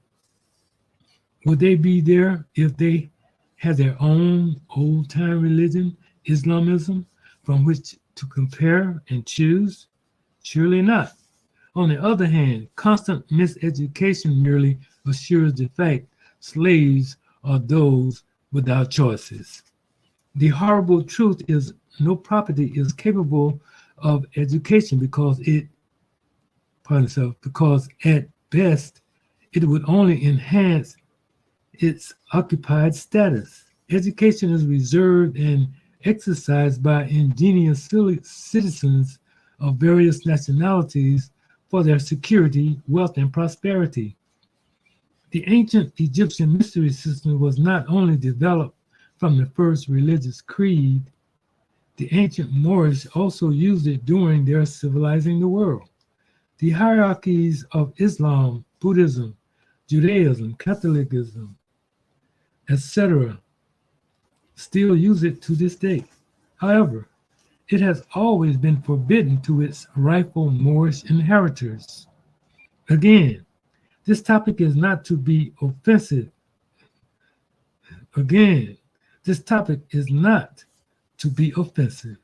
Just exhuming a clean and pure nation. If an angel does not bring the truth, who will? Speaking of angels, no little fat wingback European baby has ever been a true angel, except in the sense that his daddy calls himself white God. Drew Ali corrected this miseducation when he taught the Moors Americans. Question: what is an angel? Answer: an angel is a thought of Allah manifested in the flesh. Question: what are angels used for? Answer: to carry messages to the four corners of the earth to all nations. Question: what is the shade of their skin? Answer: olive.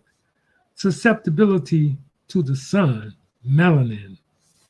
Question: are the Moorish Americans in relation to those angels? Yes, we all have the same father and mother. A quick glance at the GNP, gross national product, of ancient Egypt, and it will rock the world with its production of the world's holy scholars. When one investigates, they will find Egypt has produced the world's most renowned celestial beings to ever be manifested in human form. This is the home for graduate degrees recognized worldwide as prophets, gods, goddesses, queens, angels, messiahs, Christ, and the other archangels, that is, for example, Gabriel's and Michael's, etc. Ask any Hebrew, Muslim, Guru, Mahatma, Adept, Master, or well-learned Catholic or Shriner under an intelligent tone, and they will give you a favorable reply. All of these biblical characters receive their degree of ministry from the sacred schools, temples, and silent orders of Egypt. This includes Moses, Abraham, Yehoshua, Muhammad, etc. Due to Eurocentric philosophy and its diverted rays of this established African creed. The Moorish people taught here in the West believe these images of Allah to be an unattainable pardon self. The Moorish people taught here in the West believe these images of Allah to be in unattainable realms beyond themselves, or at the very least, white European. Of course, they can never be the latter either. This miseducation gives the Moorish esteem a beatdown so severe they will do anything, including give their souls to the feigned likeness of the Lord and Savior Yahushua Christ, Father in heaven, namely the same self-titled God lying out the side of his mouth, upon self, out the side of his neck, white man. The ex-slaves have been undermined so low, they do not equate themselves as being related to angels, kin to Yahushua, are perfect and a part of the great God, Allah. Through religious miseducation, they have been taught divinity, infinite spirits, and holiness are separated beyond them. In actuality, they themselves are omnipotent, and perfection lays dormant in each of themselves. Just the same, one of the side effects of mental slavery is self-denial. Due to scores and millenniums of forced acceptance of pale skin rule, the fallen Moorish think it normal to imitate the status quo by denying their own. They instantaneously activate immunities to the great about themselves, unless it's sanctioned. Okay. They instantaneously activate immunities to the truth about themselves, unless it's sanctioned by the obvious tyranny. Their national self-worth has been beat down so low until it has to look up at the dependency of a beggar people. No beggar people can ever produce the best in themselves. This book, as declared by Noble Draw Lee, contains everything necessary to save a nation. One needs only to eat it, and they will be able to save themselves. However, before the majority of readers seek verification amongst their learned brothers in Africa and the East, they will run right to Rome for this discretionary approval, for his discretionary approval. No problem. The prophet also said, they, the European, will be glad to see me bring you out of the darkness into the marvelous light and back into the constitutional fold of governments. The European and foreign sympathizers are helping me, but it is your problem. The Negro problem is being solved only as it can, and that is through the connection of the Moorish National Divine Movement. If you have a nation, you must have a free national name in order to be recognized by this USA nation as an American citizen. This is what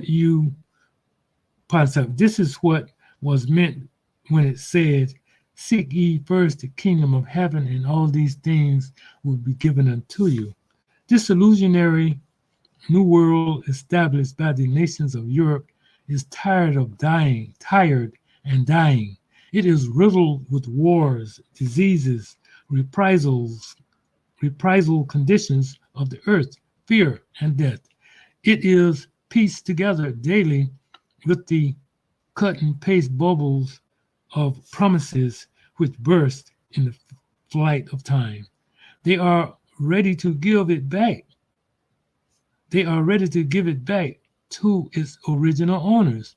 But the Moorish must unteach themselves and then arm themselves with truth. Religion let's see, I'm going to go to 4 right here. Okay. Religion and nationality are the other two fifths of a person.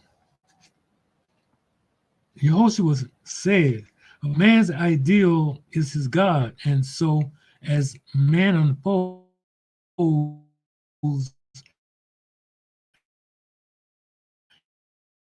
his God unfolds. Morse Holy Quran, chapter 10, ayat 16, basically includes the method of which he served.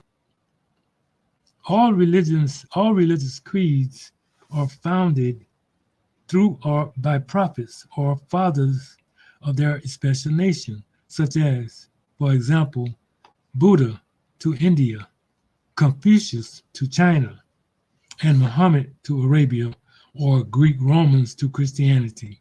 Since the ancient Moorish founded the first religious creed in Eastern Africa, nations have established a religion according to the precepts of their past, present, and future creeds. Their past, present, and future state. Some are also based into the hereafter. Can Moors be Christians? No, because it is against the uniting of their natural and divine duty to be obedient to the one true God. The basic postulate of being a Christian is the polytheistic homage to a trinity of gods. For example, the Father, the Son, and the Holy Ghost. There is an addition of 2 more gods in Catholicism, the Holy Mary, Mother of God, and the Pope.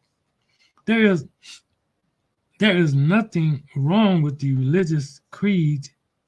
They are made ideal by their founding fathers for the people of Europe, but not for Africans or of Moorish descent.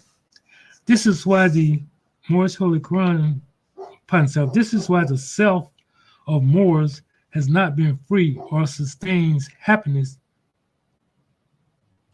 Pardon me, Moors, I'm smelling some smoke coming from outside. Let me start this over.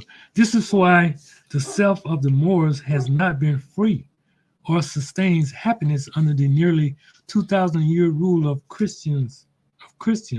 Moorish Holy Quran, chapter 35, verse 21. Those still under the black concept that may profess Christianity, they do so out of the ignorance that derived from oppression. It must be remembered all NBC by design have been programmed for failure. Ask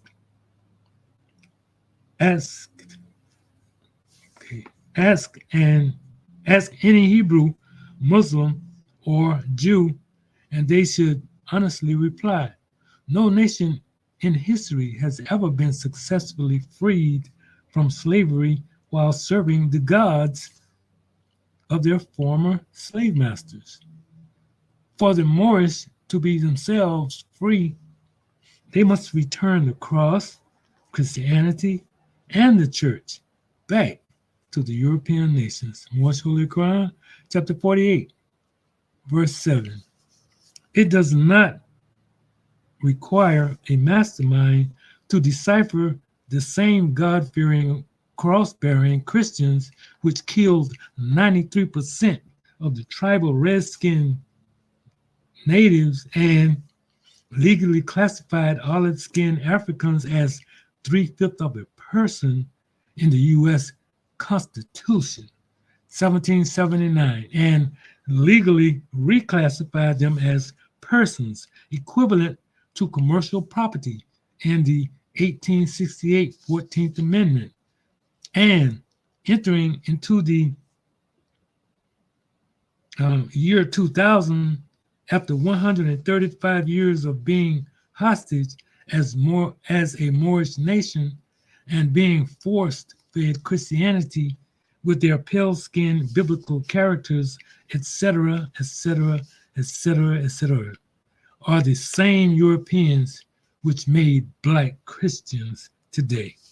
In fact, most so-called Blacks never question why it is easier to begin in church or open a spirit store than it is to buy a home.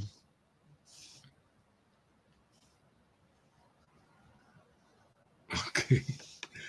All right, I'm going to read that once again. In fact, most so-called Blacks never question why it is easier to begin a church or open a spirit store than it is to buy a home.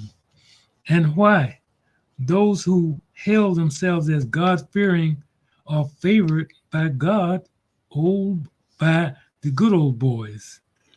The European status quo looks at Black Christians as being will broken and domesticated. These are modern terms for civilizing the savages or Christianized the heathens. They actually believe they must make Blacks bear the same cross as their brother Yehoshua. This is why they sing, "Must Yehoshua bear the cross alone and all the world go free?" There is a cross for everyone, and there is a cross for me. Reversed psychology and minute retention. Oh, find myself. That all goes together. Reverse psychology and minute retention must be historical requirements to be a Negro, Black, colored Christian. Because the last time I checked, crucifixions were to the Roman government yesteryear as the electric chair or lethal injections are in the United States today.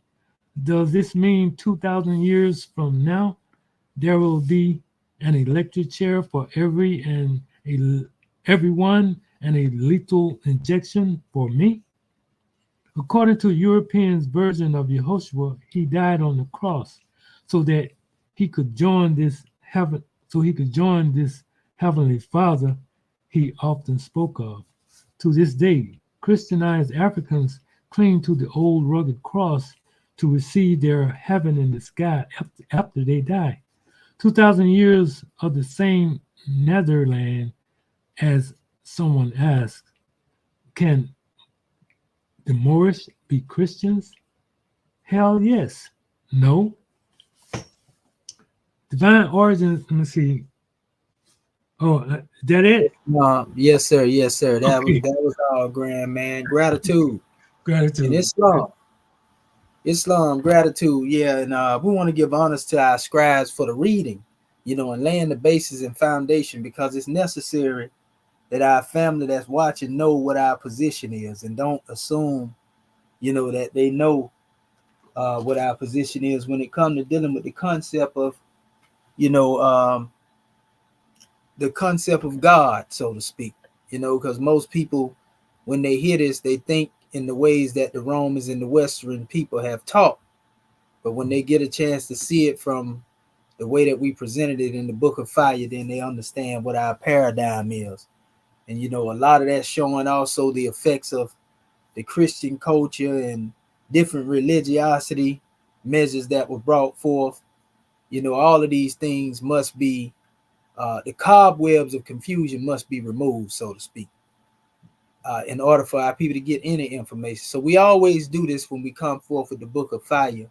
We lay it as a foundation, and it actually becomes the test as well for those who truly seek the information that we have to bring, such as the introduction into the Heka-Ptah, the language, and so forth and so on.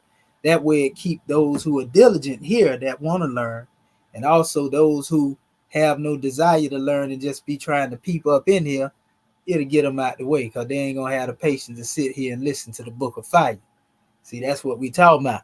So now that we have the chosen few on the manifest, and many are called, but few are chosen, we're going to move forward into our particular measure, dealing with the Heka-Ptah and our ancient Egyptian ADEPTUS research sultanate session. And there's a reason, family, that we call it, the ancient Egyptian ADEPTUS research sultanate. Ancient E.A.R.S. We got old E.A.R.S. You know, that's the acronym for Egyptian Adeptus Research Sultanate. When we go into that aspect, family, you know, if we have the ears to hear and the heart to sympathize with the truth and empathize with the truth, then we're going to learn something, and we're going to earn something too. Because, you know, these lessons are for all of those who have a clean and pure mind, you know, and heart. And everybody can get something out of this. And you don't even have to be self-proclaimed Moors, so to speak.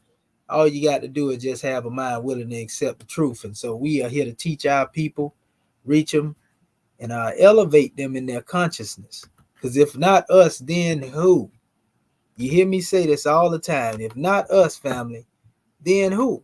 Who else gonna teach this? Everybody else is content, you know, with basically what Rome has put out here. Everybody else content with what they have been told, and they trying to stand in defense of it. Most of our people that get in conflict and argument behind this information, they are arguing the opinion of the oppressor. What sense do that make? To argue the viewpoint of the oppressor while they still oppressing you. But nevertheless, you know, ignorance is bliss. You see? So we have a grand drawing to bring forth. I'm getting ready to share my screen here. I want to show our family this right here first. Let's see. And then we'll move forward, because we revisit this special drawing every now and then. So let me share the screen right here real quick. Oh yeah, we know they watching us, born dog. Y'all seen how they they cut me off about 5-6 times in our late night library section. You seen that? They definitely didn't want our people to get that. We want to give honors to our sister, goddess and queen, living in truth. Honors to that sister, you know, for everything that you do, queen. You know, we love the fact that you own the manifest, and that sister there definitely love the content. So peace and love, goddess and queen. Stay tuned, tune in. You know, we gonna keep bringing it. So, you know, for those who don't know, you know, this is the actual symbol, you know, of the Egyptian Adeptus Research Sultanate class. And in this breakdown, we gave a breakdown of the symbol. You know, it's a lot of symbolism in here. When you look at it, you can see the brother, you know, ascending with his wings, you know, unfolding out of the actual swift angel seal and uplifting the scimitar above the star, you know, which is a symbol that goes back to basically dealing with how creation itself was brought into being according to the Kemetic teachings. You know, scimitar is called the Kafesh. You know, this in cosmology represents the Big Dipper, you know, rotating around the Polarises. And that Polarises is also called the mouth of God, being given many different names. You know, in the biblical context, just historical, when we talk about the Mount of Meru, that's what that high point on the North Pole represent, the Polarises. Meru, it also represents, you know, the word Meru or Mount Meru, there's one in the Kushite civilization and also in the Hinduist Kushite civilization that is often spoken of by the Buddhists. You know, so it's a universal expression, so much science wrapped up in this symbol here. You know, it also has to do with being connected to the term Mesra, that you would often see translated in the Arabic Mizr as Egypt, Egyptian, Masri. You see, it also has to do with, you know, Mazarov, as it is spoken of in the book of Job, you know, who is able, you know, to place the likes of, you know, Mazarov in the earth. We always say on earth as it is in heaven. You see, there's a Polarisis that relates to the crown of your head. You know, that's actually the seat or the throne of God, right there at the crown of your head. And there's a scimitar of consciousness that rotates around the throne of the God at the crown of your head. You see? And that's what the scimitar represents, consciousness. So as it is above, so it is below. As it is within, so it is without.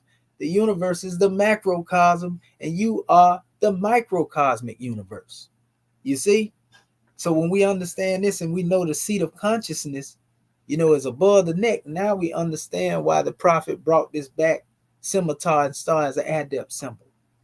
You see, and so we keep up with his traditions. He was the Egyptian adept master, the first to come back from Kemet with these lessons, and we bring it back to you as it should be. And so you can see right here in the breakdown, after we actually presented this, to our family, it says Egyptian ADEPTUS Research Sultanate. We are swift angels. I want to give honors to our Grand National Chairman, Dr. Akhenaten Pert M. Heru, Tutankhamun Bey, swift angel number 1. And he is the one that gave us our angel numbers. Islam?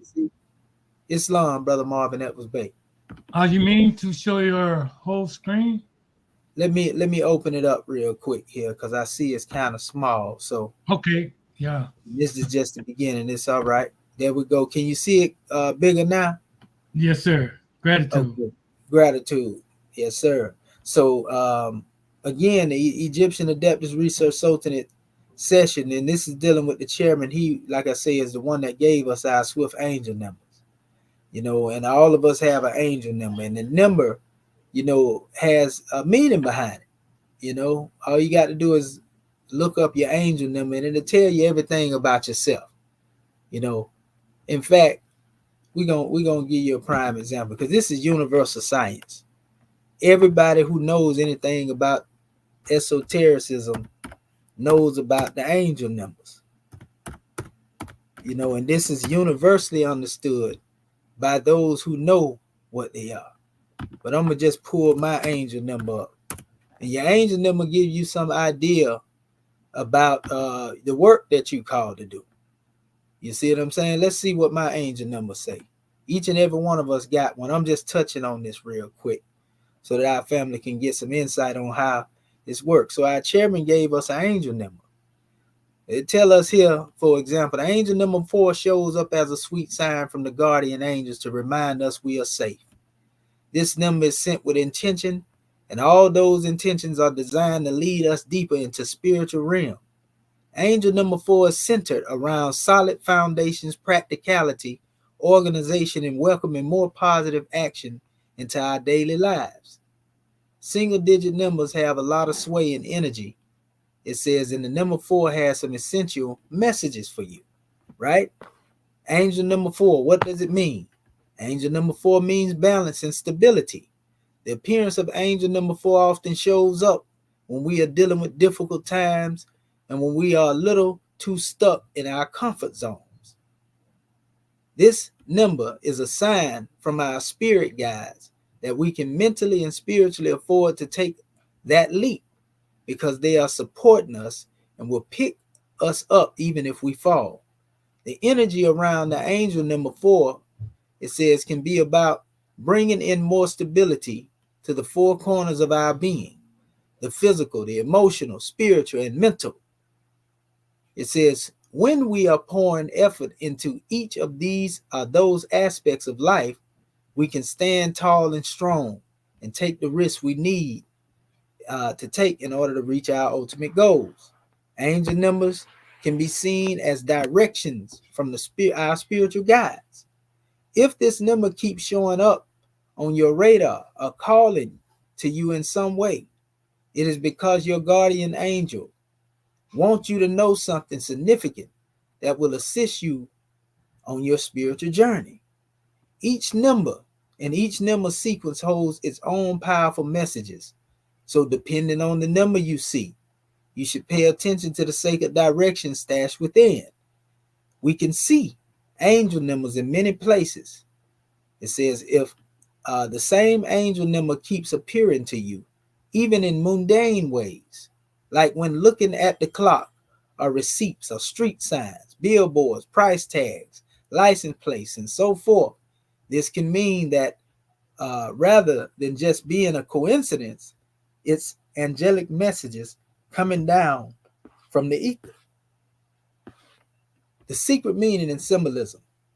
The symbolism and meaning stashed within the angel number 4 are centered around creating a strong foundation for ourselves, but also serve as a reminder from our angels that we are safe. Together, these elements can encourage us to take more risks, most out of situations or circumstances we find ourselves in. Imagine a table with 4 legs standing solid. This is one such visual interpretation of the angel number 4.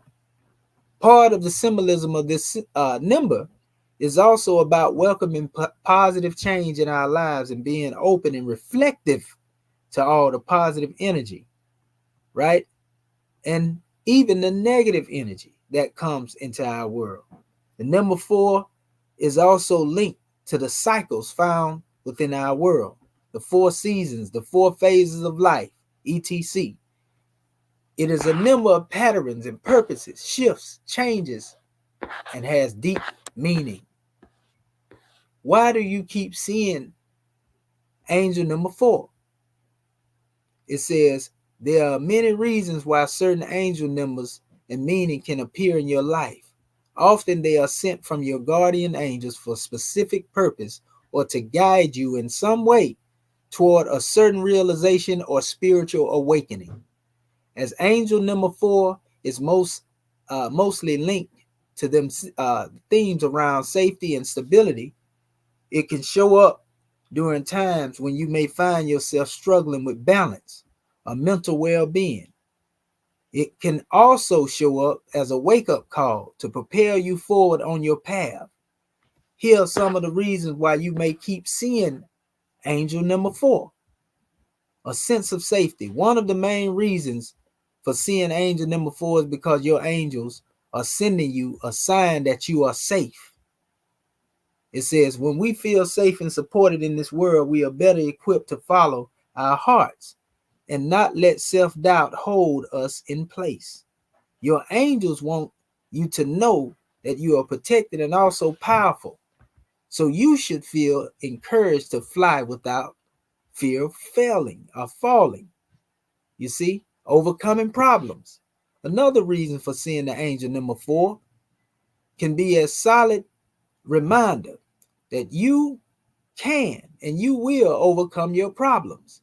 Everything passes, and what feels though now will soon be behind you, or feels tough now will soon be behind you.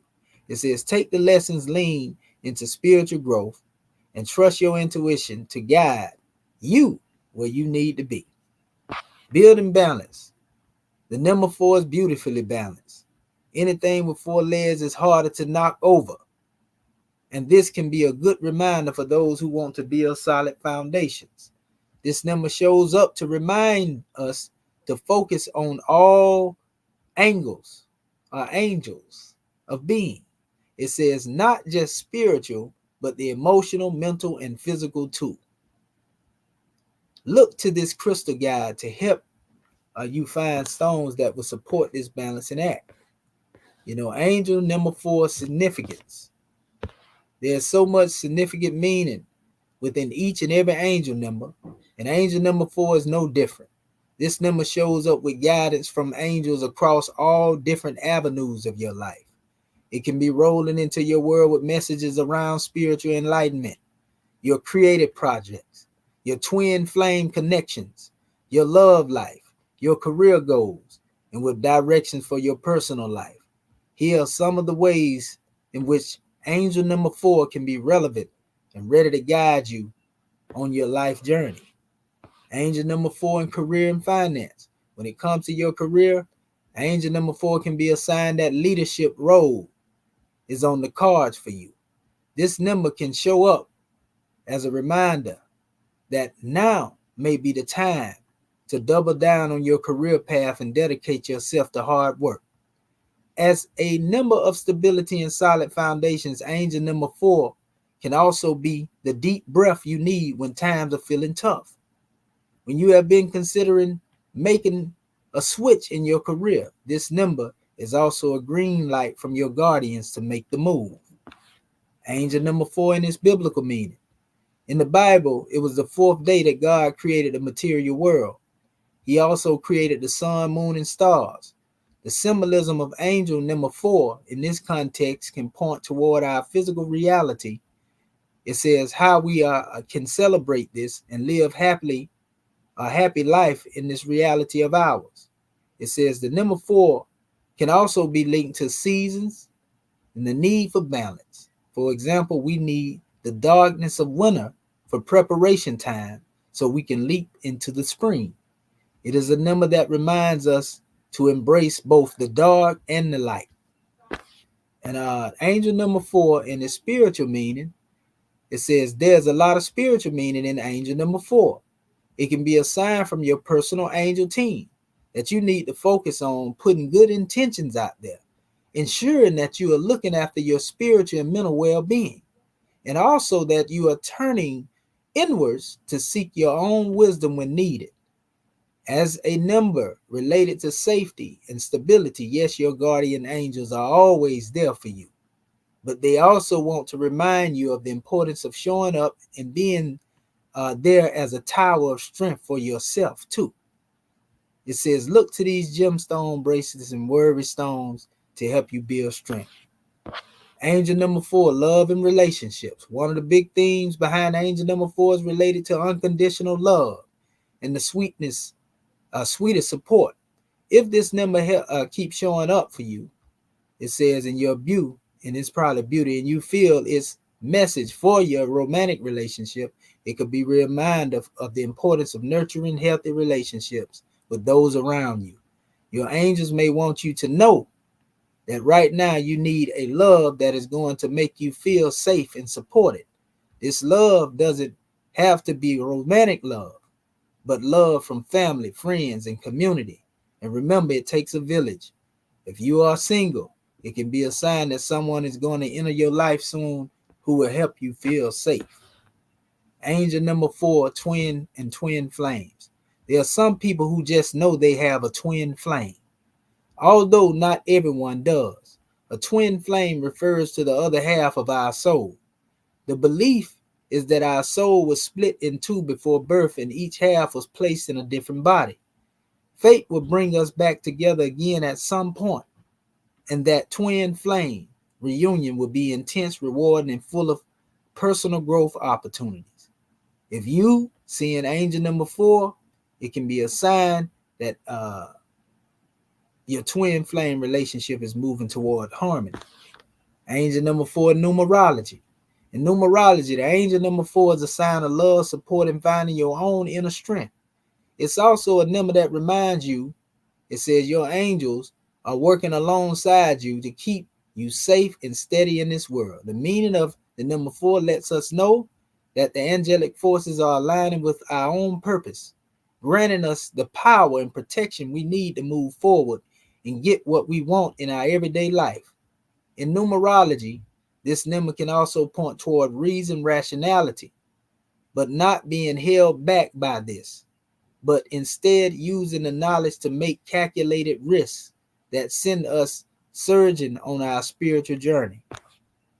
Angel number 4 in the law of attraction. The law of attraction plays a big role in angel number 4. This number is right with desire and manifesting dreams.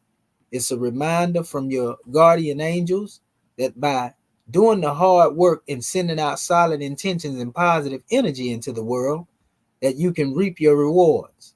Unlocking our dreams means knowing what we want, having a clear vision of our life path, and not being waylaid the first time when things don't go immediately to plan. Clear quartz can help you get crystal clear on what you want. So you can see they adding the healing crystals, in here as well along with this. It says, what does it mean when I see angel number 4? When you see angel number 4, you should take it as a positive sign that your angels are watching over you and helping to keep you safe. It is also a number of stability and strong foundations, reminding us to take care of our body, mind, and soul. And it states, where do we see angel number 4? You can see angel number 4 in many places.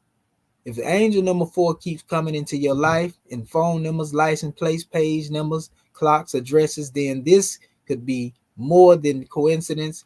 It could be your angel sending you a spiritual connection. The 444 angel number meaning it says, can also be a significant as it magnifies this message. What does 4 mean for soulmates? For soulmates, the angel number 4 is about showing up for each other, helping each other. It says to feel safe and supported in nurturing healthy relationships. For singles, it can be a sign that you are soon to find someone who will stand by you in all the best ways. What does 4 mean spiritually? Spiritually, the angel number 4 is about building strong foundations and ensuring mental stability. This number reminds us of the importance of sending good vibes out into the universe and moving beyond our comfort zones in a well thought out and calculated manner. And it's a lot more. This is just one little area we going into dealing with the angel number, but it go further. It tell you a lot about yourself, and it also tell you what your purpose is.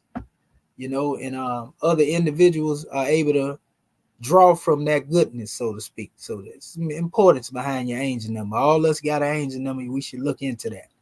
But anyway, when we go into the breakdown of the word ears, if we really pay attention to it, we can see at the root of the word heart, we see the word ear between the H and the T.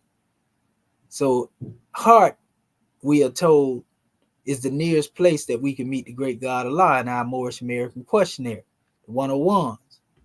The nearest place we can meet the great God is the heart. It ain't talking about the blood pumping organ. This is talking about our conscious seat of divinity. So also, if you drop the T from this word heart, you have here. And then we are told also in our Moorish Holy Quran, that Allah speaks to us in a silent voice. And those who are still in their silence, they can hear. So the silent voice of the great God that speak within.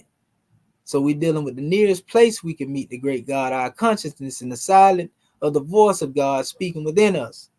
See, all of that is telling us what our purpose is, moving us according to our destination, not spoken in the way that, we speak, like you hear me speaking now, but through inspiration or what they call wahi in the Arabic. So we can easily say there's no God but the great God that speaks to man through man. We say, man, we talking about Moorish American National, MAN, and not the masculine gender. So anyway, it says also if we drop, the H in front of, the E.A. and the R in here, then we have ear. And this is the Egyptian adept researcher. It is your ability to hear these teachings or these lessons and tap into them. But you got to be conscious of the voice, that silent voice that speaks within. You got to be within the realm of the seat of your own consciousness, unhindered by anything outside of your consciousness. You see, this is what it really means. And then we can go deeper into it, and we bring the T back, and we drop the E, and we get arts. You see? And this equals the living manifestation of the sacred science of the Moors. You see? And then if we come back and we add the H and the E back, on the front and the end, we see earth. And this is the earthbound plane of existence where we are manifesting our science. So you hear with your divine ears and master the sacred sciences and the arts of the earth. That's the purpose of, what it is that we bringing forth in this ears. And you hear us a lot of time dealing with the language, but we also go into a lot of the history and the science of our people. So it's a lot of science behind the symbol, as it represents what it is. And this is really like looking at a pyramid, as well from an aerial view to a certain degree too. But it's a grand drawing, family. A lot of meaning and symbolism behind that right there. So we talk about ears. It has to be with those who are willing to hear, those who have the ear to hear, those who want to learn about the arts, and those who, are grounded, so to speak, in the sciences while being on the plane of thing made manifest, this earth, and they's trying to master the self, family. That's what it's all about. That's what this ears demonstration is about. So let me close this out real quick right here. And want to go further into our subject matter and subject title. So, okay. Let's see right here. We got some people up here. Okay. Let me show you something, fam. I'm gonna show you something. And we ain't gonna get detracted or deviate from the mission. Okay. So you see this right here? Our brother or sister or whoever this is, I don't know if it's a brother or sister. It says Grand Sheik Braswell Bay, Grand Sheik R. Jones Bay, Grand Sheik Rosati L, and Grand Sheik Braden Bay, Grand Sheik Pleasant Bay, all have pieces of the puzzle. Why is it they can't fulfill what Prophet Noble Drew Ali proclaimed about unity? And my answer to that question, family, is the Moorish American government is fulfilling what is proclaimed about unity by bringing you government. Government is the only thing that will bring us together as a people. You see, and if you understand that in your eyes, you say each one has a piece of the puzzle, the most significant piece would be the one that unite us all as a whole. You see, that don't take anything away from the other brothers demonstrating that they demonstrate, but we know that they are all a part of the lawfully charter organization founded by the prophet. You know, and some may not even be attached to the prophet per se, but that's neither here nor there. The main thing is that when the prophet said he was going to lead a European here long enough to teach the Moors how to run a government, that is what the chairman came forth to demonstrate. That is not a piece, but that is the actual whole. Problem is people such as yourself, I would have to ask you, you know, what work are you doing in your capacity? Are you willing to come to the front line, you know, and demonstrate within this great work that we're doing? You see, because if you look, this class here is not talking about the isms. It ain't talking about the schisms. We simply trying to educate our people and teach them to be better than they've been made on the wrong. You see, now I understand we have many questions that we want to ask, but when you ask a question like that outside of what it is that we demonstrating, you know, that is what we call a discordant note, according to the Moorish teaching, because that's not what we're talking about. We can talk about that another time. You can reach out to me, email me, and we can build on that. But right now, we're dealing specifically with going into teaching our people the language. See, this is what we have to learn how to do too as a people, is we have to learn how to stay on the course. You know, it's like, for example, if you hear somebody speaking on a rostrum and they're talking about liberation, and then you come into the demonstration and start talking about, you know, the history of Alexander the Greek out of nowhere, you know, like, what in the world? People gonna look at you and be like, where that's coming from? Or what's the point? You know, in the modern time, some people think that you're trying to cause confusion. I ain't looking at it like that. You know, I'm just, you know, giving you a draw. You know, it's a time and place for everything. And so we honor you for your question. And then we see also where, now this is where your intent becomes shown. You say, be not puffed up in your own conceit, nor boast of superior understanding. The clearest of human knowledge is but blindness and folly. And I don't recall anyone in this particular broadcast boasting of superior understanding and being conceited. You know, we are actually here teaching our people on a certain subject matter. So this is asking now, well, is your question to really seek unity? Or are you coming to try to condemn, you know, the Moorish, this particular forum here, you know, based upon whatever it is you got going on in your own mind? You know, so, you know, it just don't fit in what we talking about. And then you say the gifts of understanding are the treasures of Allah himself. And we agree with all of that you quoting. You see, but the key is Prophet Noble Drew Ali said, know thyself and thy Father God Allah. Study yourself.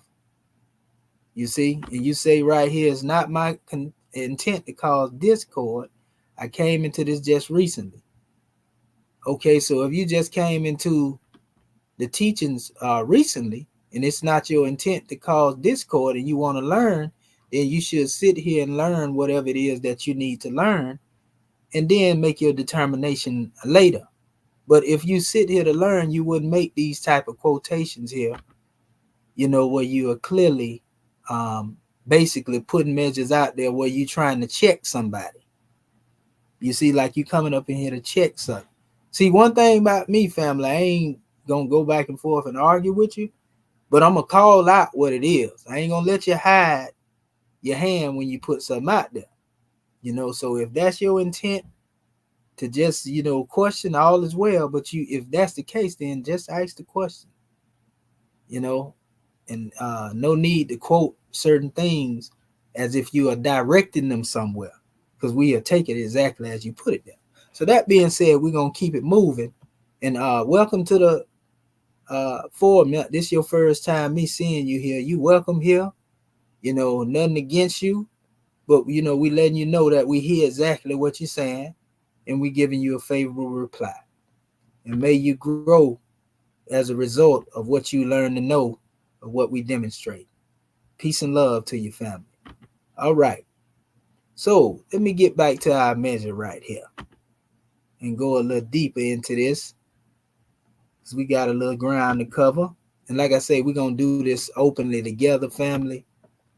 And I want to make sure I share my screen again before I go to going into this, so me and my scribes can get the building on some of this Coptic, this Heka-Ptah. Let me make sure I expand this, because I do know y'all can't see it if I don't. And that screen is pretty much good now, right, Brother Marvin Edwards Bay, before I go into this? Yeah, but you got to open up something. I mean, okay. Let me see. Let me know when I get to the documents, if they showing holistically. Okay, so here we go right here. Let's see here. That one ain't showing up yet. Okay, there we go right there. It's at the bottom. That's why. Can you see that on the whole screen, brother? Yes, sir. Okay, gratitude. Gratitude. Okay. So yeah, we'll go into that, and we've already went over this document right here with our family concerning the Coptic. And our family was able to go through here, read and do their research, and find a few measures of transliteration and a whole bunch of drawings we was able to deal with in this particular piece here. So this is useful for one's comparative research, so to speak, between the languages. Like, for example, we seen the comparison between Coptic and Greek, and it's our reason and our logic that, if Coptic came before Greek, we don't believe it came after Greek, because it's supposed to be the last language of the Egyptian people, and all of that came before Greek. And when you look at these letters being the same, we always emphasize that, well, if these are the same letters, I don't care what type of style you try to put on them, to make them a little different here and there, it's the same letters, then you have to refer to it as it is.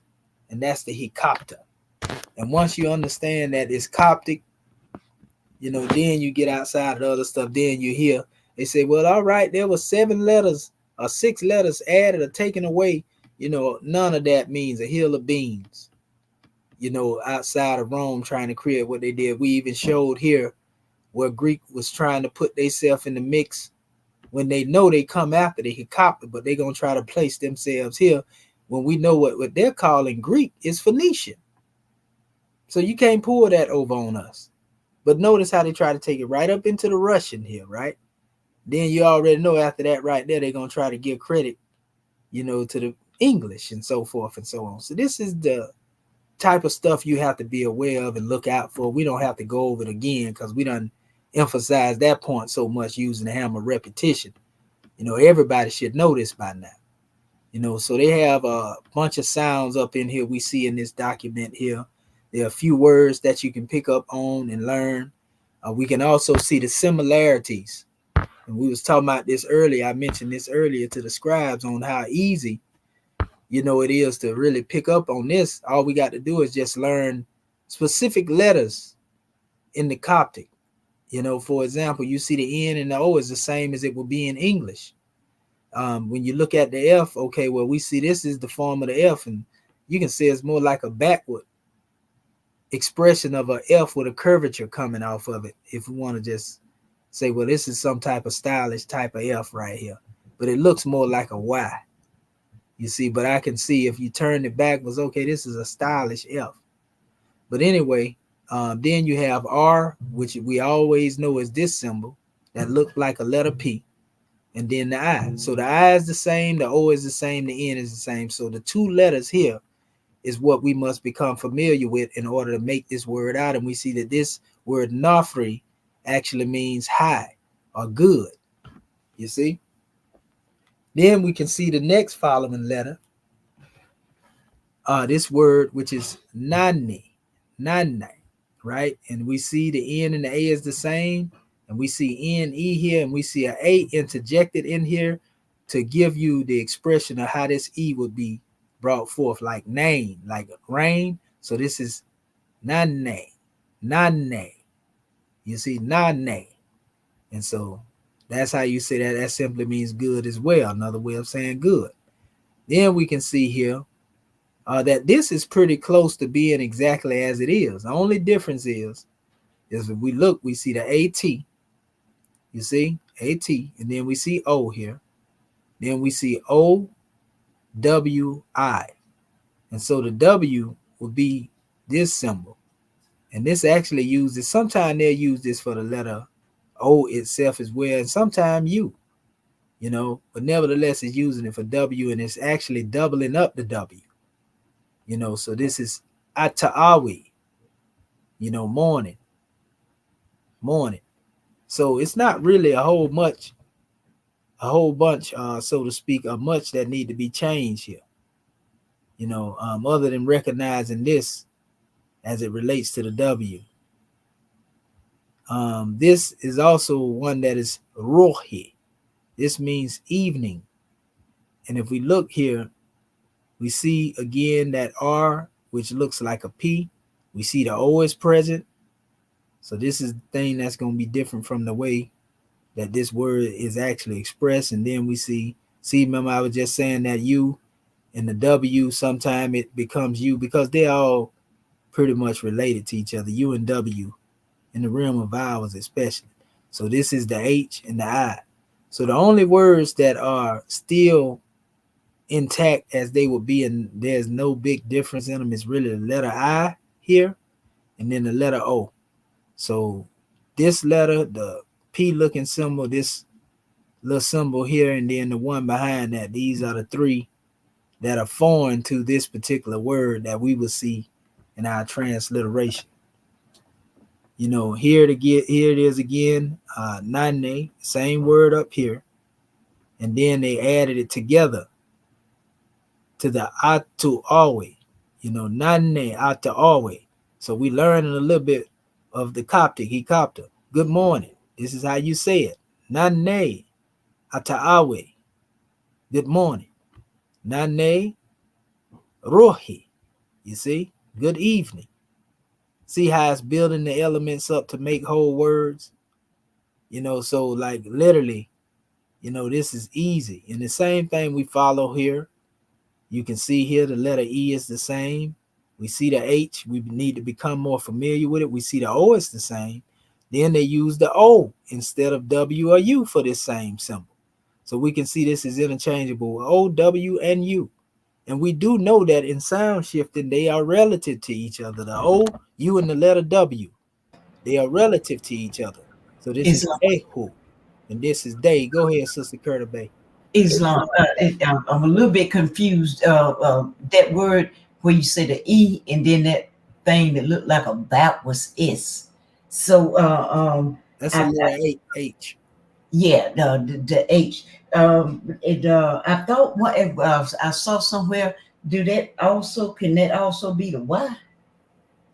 I can't attest to that. Most of the time I see it as H. But if you have one that where you think it's Y, because we're not talking about Arabic now. You might be confusing it with Arabic because it looked like the Arabic letter Y. Oh, okay. This is Heka-Ptah here though. This is this is the Coptic, and that's the Arabic. Okay. And then it will have two dots on the bottom as well. Right. Okay. Okay. I'm here now. Yeah, unless you're dealing with classical Arabic without the dots. So Okay. I Okay. see where you're coming from, though. Yeah. Got it. Got it. Got it. Okay. We It's dealing strictly with the Coptic right now. okay. So and you can see how we formulate these sentences. So like we say, we can definitely see that this symbol here is a symbol for either the O, the W, or the letter U. Mm-hmm. So eho, which is the day. Right. And then you can see they building up pretty much another phrase for us to learn right here. Because Okay. you see the letter E is the same. You see this G, we familiar with this by the Kemetic languages. Look just like the X Right. that makes up the KH sound in the Kemetic. Mm-hmm. Then we see another expression here for the O again. Looks like a W. We often see that too. So it's either this sign up here, this sign can go for O or W. This is mostly look like a double O, or either a W or just a regular U, and this right here would be a singular expression of O from what we can see here. And so then you have the R, and then so all of these are pretty much letters that we must become familiar with, but the E remains the same. It carries on over into the transliteration. So Igor, which means night, Ihor, day, you see Ihor, hey, and then we have Igor, which is night. So then they come here and they put the structure together, on good day and good night. And this is Nafri Ihor, and then Nafri Igor. You see? So like I say, just going through this alone, we are learning phrases, Coptic phrases of, good evening, good morning, good night, and so forth and so on. And then they have many other words that are followed up in this document. We all went over it, with it being in our possession. We learned which letters are, your main consonant letters that they put out here. And then they have each and every one of them broke down beside each other, actually how to use it, the way you express it, the look, that letter, that's the L, M right here, which looks like a regular M. That letter M has always pretty much stayed the same throughout all languages. The M is most definitely present. And I look at it like a marker to also, be one of those things to check as far as dealing with an alphabet on how far back it goes. But Ixki, Ixi, pardon self, X. So we see the X, they are expressing as X, so that's a drawing. And you have the real letter P here, and it looks like the pi symbol, right? It's not strange. So the pi symbol is not Greek, it's actually Coptic. See what I'm saying? How we correct these things and give them back to our ancestors, and you just go through here and learn, which signs are which and become familiar with them. And then you'll be able to just look at a Coptic word and you'll be able to see it like, okay, you can see and say, okay, well, this is S and H right here. This is L, this is H and this is L right here, And so we have different words you will learn, and you'll learn them actually by just going through each word, looking at the word. The more you look at this stuff, this is easy to pick up.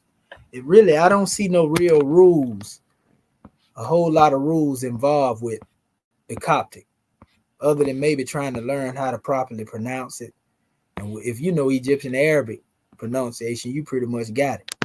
And they even give you key on a lot of the sound shifting right here, like with the B and the V, the th and the T, stuff that we already learned in our other lessons. So this sound shifting is very key no matter what language you're dealing with, like the D and the th, we can go into all of this here. You see, this is a one book that's dealing with the lessons on the Coptic and so forth and so on. And we've sent this out to our family. Like right here, this is very important. We talk about, they actually use the term, remember how we say that the hieratic is called Ray in Kemet? Well, right here, they're actually calling this Ra'im in Kemet, Ra'im Kimi. You see, Ra'im in America. So this is be like the language, the Coptic language, they actually referring to it as Ra'im in Kimi here. So that's powerful. That shows a connection. Kimi, Egypt. You see? Yeah. Angel, which is pretty much it keeps his form. Angelos. We see the chair, the Father, the Son, different words here. And this is how you're going to mostly see a lot of this stuff without the transliteration in advanced dictionary. So we're going to have to be able to identify, the letters. And once you see that, then you see, okay, yeah, that's that. And then you'll get to where you can actually read text and pull up some of these old so-called biblical texts, that they have in the Coptic and begin to look into these things. Because that's what more of all anything out of everything that we've been able to do here as scribes. The information that we have gives us the ability on our own time. And this is how we're going to become more proficient in the language by using the knowledge that we know and going into these texts and looking into it. It ain't got to be the whole thing.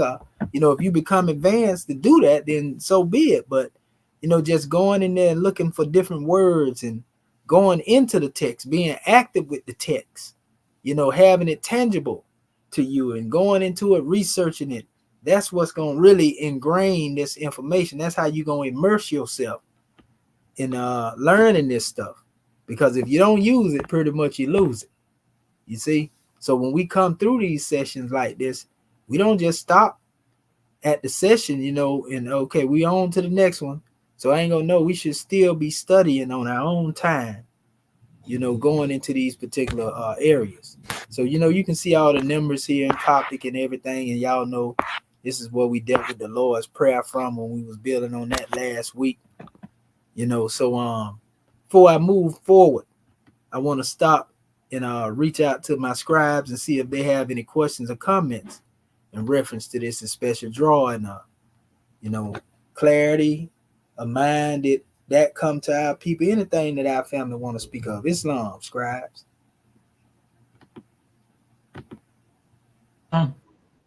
Islam, brother everybody. Yeah, because I may have to move out. So yeah, very powerful message, and like you said, it's just working with it, because you have to actually see it and embed it into the mind, repetition is the mother of skill, so this is what I see my job is to do, but you make it plain right there, so I got to really just go over the videos, the classes, and go into this document that you sent us and really break down the letters per letter, and try to see, build some words, just put in the work. That's what I say. And I appreciate the way you went into it today. I definitely will have to make the time because you won't get it. Like you say, you lose it if you don't use it. So gratitude, God, man. That's what I would like to say. Islam. Gratitude, most definitely. And I'm sure that most of our scribes will agree that, yeah, this one right here is most definitely one of the easiest to learn out of all of them, because it's closer to what we deal with now in the language. So we give honors to you, good brother, for that drawing. Gratitude. Well, all right. Is there any other scribe that would like to come forth? Islam. Okay, Islam. Danger near Heka-Ptah. I don't have a question as of right now, but like you say, and let the God man say, I appreciate you going through it. And I know for myself, I just got to continue to immerse because during the week I was kind of looking over it and trying to, like you was doing, matching the alphabets, the different alphabets with the different alphabets to know what is the P and interchangeable with whatever it is interchangeable with. And, and I definitely just got to continue to immerse myself into that. And I like the fact that they teaching you how, you know, to say little words like the Son and the Father and Mother and Virgin and stuff like that, you know. And I enjoy that, and I want to be able to recognize that, like you say, if I do pull up one of the scripts that have that particular language in it, that hopefully I'll be able to pick out a word.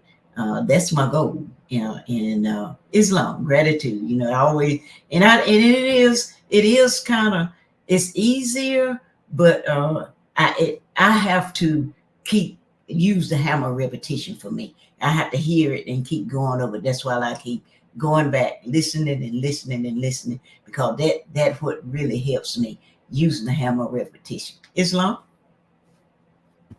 In Islam. That's right, Goddess and Queen. You know, our chairman kept saying that a lot of what they call in Christianity is nothing more than pretty much a remix of what our ancestors brought forth. And so that's how they got it. It was transmitted through, you know, those who they call Coptic Christians.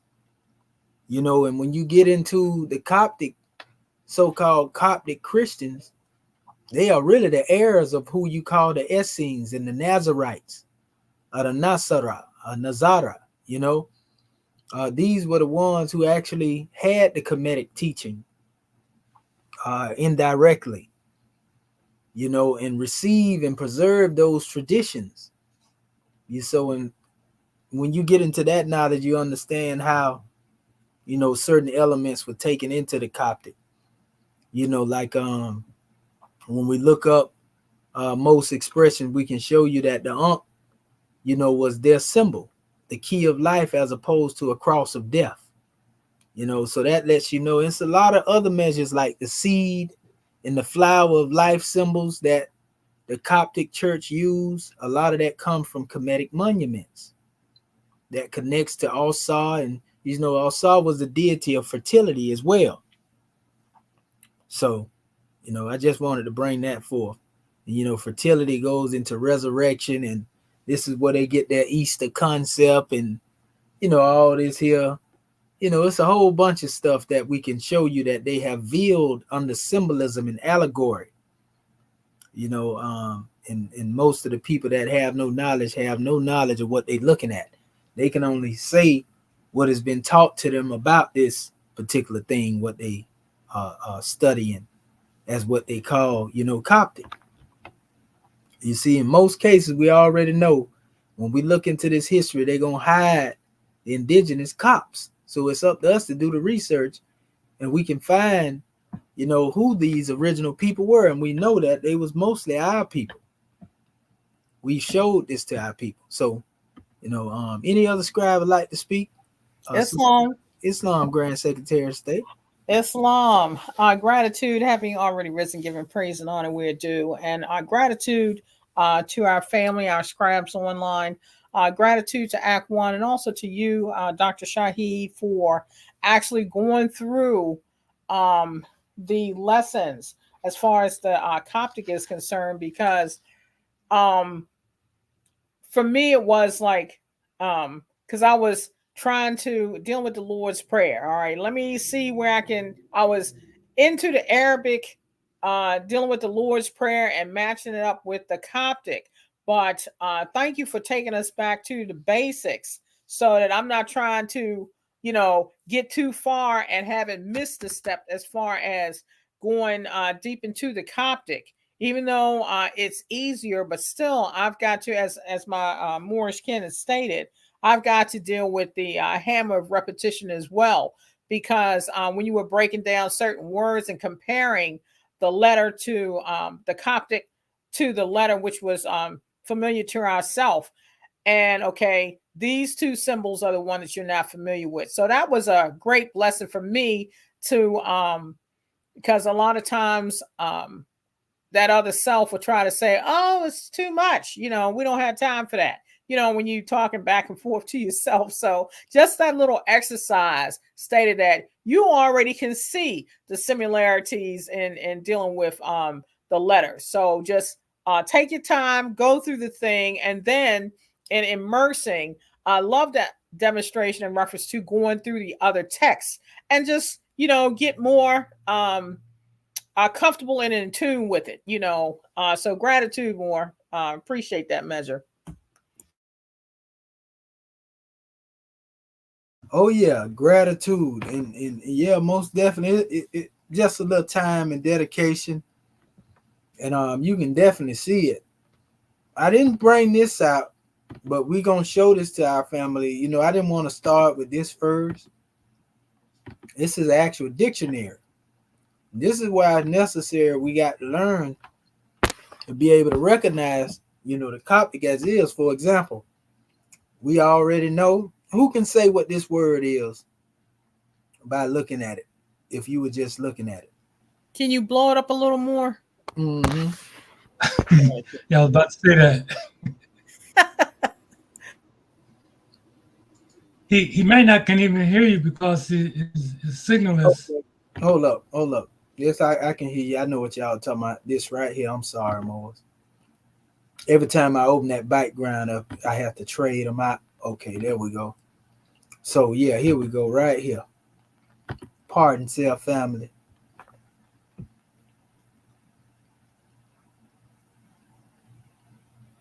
Because this is what you have to do in order to really go into these definitions that they given for the word. They don't have the transliteration here. And most of the literature or books and dictionary you find, this is how they is. So we looked up to find like the one I showed you earlier. You identify the letters here, and then we can A. Mm-hmm. T. T. Okay, which one is the T? You talking about right here? Yeah. Okay, T. Okay. A. Okay. TH. Yep. Mm-hmm. That's right. That's correct. O. Mm-hmm. And then I'm looking down this list. yeah, me too. What is that? S. That's What is right. Oh, it is. Yeah, I was saying You that. always remember that I C is confused. interchangeable with the S. That's right. Yeah. Yeah, it's just like the sound of C So, and S is identical. so it's ADEPTUS. At the Theos. But see, it's not there for us to see it like we normally see it. You see Right. it? right? So that's what I'm saying. That's what we got to deal with. So that's why I didn't give y'all this Coptic dictionary from the beginning. Bless your heart. Oh my gracious. You see? But now that we laid the proper foundation, Now. now we can go and say, okay, all right, you got to copy the dictionary, just the alphabet. You can go ATT, the ELOS. Like I can see that right there. Okay. And so this is actually the correct. This is G. What's a G? Angelos. Which one is a G, Gubby? This right. Mm-hmm. It looked like the T though. I know the Grand Secretary, the one she was doing that, but this is actually AGG. You see? Oh. Yeah, I know it was different letter, but yeah, but it'll if you're looking at it, depending on where one write it, you can throw it off. It'll throw it off. You know what I mean? Okay, yeah, connect. Mm-hmm. Yeah. But I mean, it looks like it'd be a T. Yeah, this is actually one of the G's that's similar to some of the Egyptian G's and some of the Demotic and the Hieratic too, if we think back. Right. Right. But so this is Angelos. And see what it means? Messenger, general. You see, angel. Angel. So they give a cup of emissary. So in here, it's letting you know, like this corresponds with our Moorish Holy Quran. This gets you out of the spookism thinking an angel got to be some type of apparition. Slum. We know an emissary, that's a man. A messenger is a person. Right. By the very prophet. You see what I'm saying? Yes.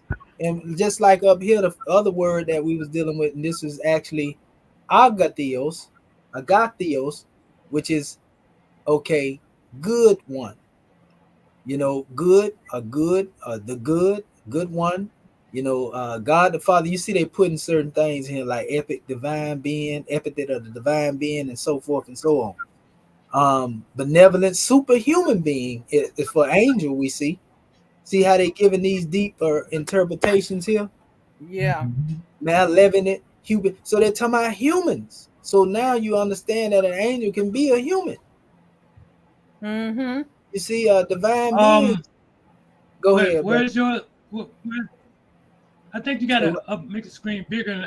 Unless that's me. Hold up, that may be it me. may be you. I think I got it open now. Is it open now on y'all end, Grand Yeah, Yeah. Secretary? yeah. It's Yeah, so It was you me. said yeah. Yeah, Okay. Okay, Yeah. it was Marvin again. No, it's all right. It's all right, Grand Man. That's all right. It ain't you. It's really wrong. that's right. Mm-hmm. Yeah. So you know, benevolent superhuman being. You know, so that corresponds with what we talk about when we deal with prophet. That they're alone. You Mm-hmm. know what I mean? This is somebody beyond the manifest. Islam. You know, this is somebody that's, you know, and this ain't dealing with spookism. So when we go into the original languages, it separates this from the regular definition of just saying, oh, it's an angel. And people have in the imagination of their mind, oh, an angel is somebody with wings. And therefore they can't get the real message that an angel came to a people. An angel announced the message because they think Mm-hmm. about spooky beings. So if somebody tell you, I seen an angel, and they talking about a human being, somebody looking at him like you crazy, based on the connotation. You see what I'm saying? That was being demonstrated by the way we depict angels. Mm-hmm. It's So, almost inseparable. When we say angel, people think about flying creatures. right. Mm-hmm. When they can take on that form. Don't get it wrong. Don't get it twisted now. Right. But angels can transform in any form they want to. But Mm-hmm. in most cases in the biblical text and the Quran, the angel Jabril came as a man. Right. Right. You know, all of these angels came as men. They didn't come as spooky beings. And the language is attesting to that. They're Coptic. Go ahead. I think our Grand Secretary of the State was going to say something. No, just on what you were speaking about, that's why when you bring these source materials out front, you know, for us doing research, it's key for us to be able to use several sources so that we can get an ethereal view of what the actual message is, you know, as opposed to what Rome said through this Webster's dictionary, for example, you know, and then this is actually going back to our ancient forefathers and the original intent of the special word. That's right. You know, yep. Especially like when the prophet say, what are angels used for? Mm-hmm. You know, to carry the message throughout the four corners of the earth. You know, look at that. Envoy, general. That's what messengers, envoy is a general. An envoy is somebody carrying messages, you know, throughout the land. Let's say what we call them attachés, swift angels, divine ministers. Mm-hmm. And this is just envoy, not general. This is used in general for the speak. But just dealing with this measure, like guardian angel, you know, to assume the likeness of his ward, meaning somebody that's a caretaker of somebody. You see? Mm-hmm. And so this is how we do it. But yeah, I'm just showing you. I put this out here, and this wasn't even intended to be a part of this. I'm just laying it as a basis because there is a digital format. It's just in this form is what I'm showing you. That you ain't gonna see the transliteration there. You gonna have to make it out like this one right here. If we were dealing with this, how would you transliterate this out, fam? Is there a thesis? Somebody I know it's A Yep, you can see it. I You close to it, right? What? And go ahead. S Yes, yep. T H Okay, and this one, E right? S Mm-hmm. I Yep. and S. That's good, sister. You called that out from the beginning. Yay. Now You I don't know know? how to pronounce it. Yeah, Is yeah. that a I mean, thesis? you did it good because it's almost like aesthesis. Esthesis. Yeah, aesthesis. Esthesis. You know, and so you got to automatically include that A and that I almost together. Right. Because you know, think about how in the world are you gonna really try to cite that out other than doing that. Right. You might as well almost semi cancel the I when you say it. It's like, how you gonna say IED? IE? I know, right? We ain't finna struggle with it. We are not finna struggle.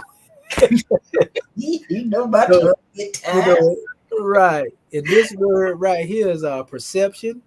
You know, and this is basically dealing with the senses and the physical sense of perception. You know, Mhm. emotion, perception. So we already know this is talking about perception in most cases if we see that word. Right. You know, and it wouldn't hurt, and this would probably be mostly a part of our homework where we actually put words out there. You know, we just bring forth certain words, you know, and give some our transliteration along with them. But Okay. You say you know, it'll be a part of it. back up. No, I'm just saying, like we just did, like you just seen there. So we'll Yeah, probably just have to basically, yeah, we'll transliterate certain words, okay. you know, into what they are, and then get a definition, and you know, that'll just be probably one portion of it. But you know, that's something that I think would be a good exercise because Okay. it shows us how to do it on our own. Mm-hmm. You know what I'm saying? Like right here, being familiar with the symbols here, we already know this is a letter O. Now this is really crazy to try to pronounce. I don't know. I might be able to use this symbol that look like the N to lean on, right? Mm-hmm. But then the That I, right beside that end, you say that's a that that's look I. like That's a symbol for O, right right? there. Yeah, it looked kind of like a W. W. Oh, That's what that's I'm saying. But confusing, right? that's a good indicator though that it's the O symbol when you see that. That's how I remember it. Okay. Okay, well that's the O right there. It looked like that W in the Coptic. Yeah. Now So that I one's automatically say that right there. So oh, how would you make this one out, scribes? How would you say this okay. going letter for letter? What is it? Y'all doing a good job. Ioneos. There it go. There it go. And that means eternal one. Eternal. Ooh, the God Amun. Mm. Eternal. The God. And that would actually probably be Iaminos. Amios, pardon self. Like Amen, Uh-huh. that N is really Yeah. an N. That N is not an N. Mm. What paper am I looking at?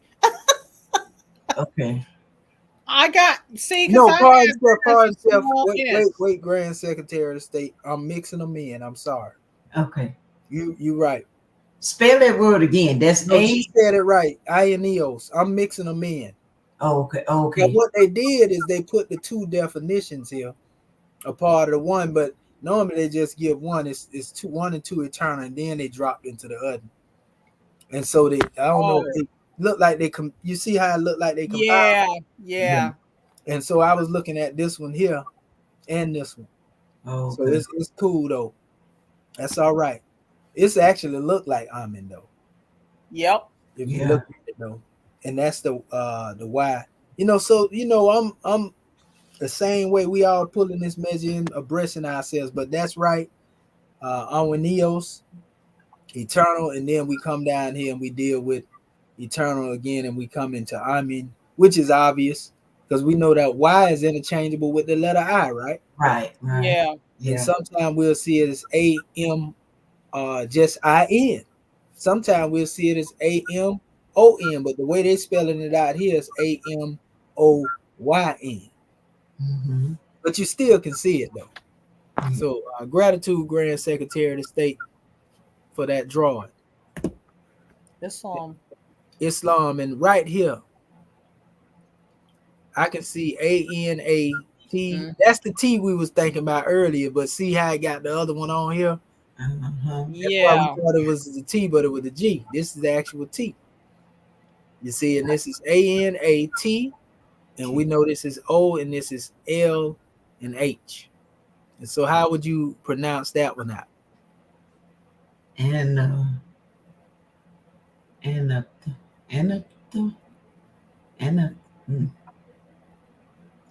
Is that last one an H or E? E. Okay. Only. Anatoly. Holy. Yeah, just like Anatolia, Mhm. you know, in the English, but yeah, Anatolia. And so this is simply the Orient, the East, the Hmm. rise, ascent to God, shoot, sprout. And I ain't gonna do what I did a few minutes ago because I thought that tied into there, but this is another break. So this is actually Anpu, Anubis, but I'm saying Anpu, that ain't what it's saying here. It's Anubis, you know, and so the way that they are bringing it here is the AN and then the O and the Y, right? Uh-huh. Then this is the P. P. You see? Ainu. Mhm. P and B. That's right. And the P is interchangeable. That's right. You know, yep, that's right. So we can go either way with that.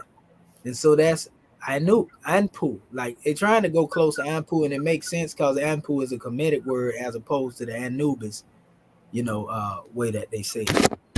Mhm. So we can see that if we familiar with, you know, the letters. You know, Mhm. what about this one right here? It's A-N. Anuncios. Anusio. Oh man, the Grand Secretary of State trying to show off over there, y'all. Yeah. No. You go there. You go there. No. Yeah, you go there. Hey, you know I I had said nothing else. she say, "Oh, you ain't gonna put me up." No, but you know we got to use a little more humor. But Right. you did that though. We got to get that to you, Grand Secretary. Uh-huh. You did that, and that's what I'm saying. And the more that we do this, Yeah. the more you gonna pick up. Right. You know, after a while, once you acknowledge them symbols or whatever, you see it. You Mm-hmm. know, and we can go on and on and on. We can see a lot of this is what they say without substance, an epithet for God, without substance. And then they have another under that, which is a Nuris, you know, and we can actually come here and see exactly what a Nuris concept come from.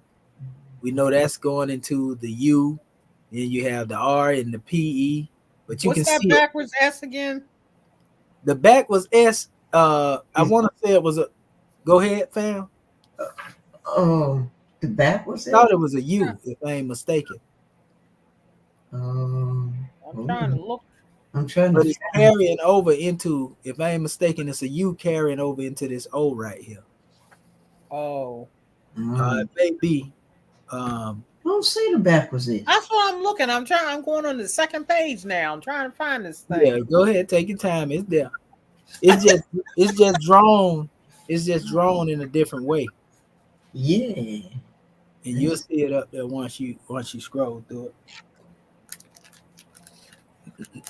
Um, you see it, goddess? Oh, I'm still I'm still. running down table 3. Mhm. Is that an H? Is that the H, goddess? On table 3? Uh, That Hori, Hori, is that it? Is that it? Let me go over here. yes, You know that's I got it. glasses. You know I got That's glasses. it. So That's it. it was a H. Yeah. Okay, Praise that's the good. Lord. There you go. Good. See? Yep. Gratitude, goddess. Mm-hmm. Thank you, Sister Dendra. Hey, you know I got glasses Thank on. you for your contribution. Woo. So yeah, you know, I mean, it's still you can see it AN, and it looks like what's that H? Oh, and I see that right there, Noor. We can see the Noor being pushed off of there, and then it's the O, then the Y, Wow. which is I, and then the R, Oh. which is your R, which look like the P, and Mhm. then they look like they put an E here instead of a S for the C. Right. That looked like a mistake Uh-huh. right there. Looked like a mistake. You Mm. see what I'm saying? Right. Uh-huh. Because if they was gonna put the S there for a Nuris, then it would make sense to put this symbol up here down there. Right. Right. But I don't know. Oh. They put it together. Yeah. Okay, and okay, we have one right here.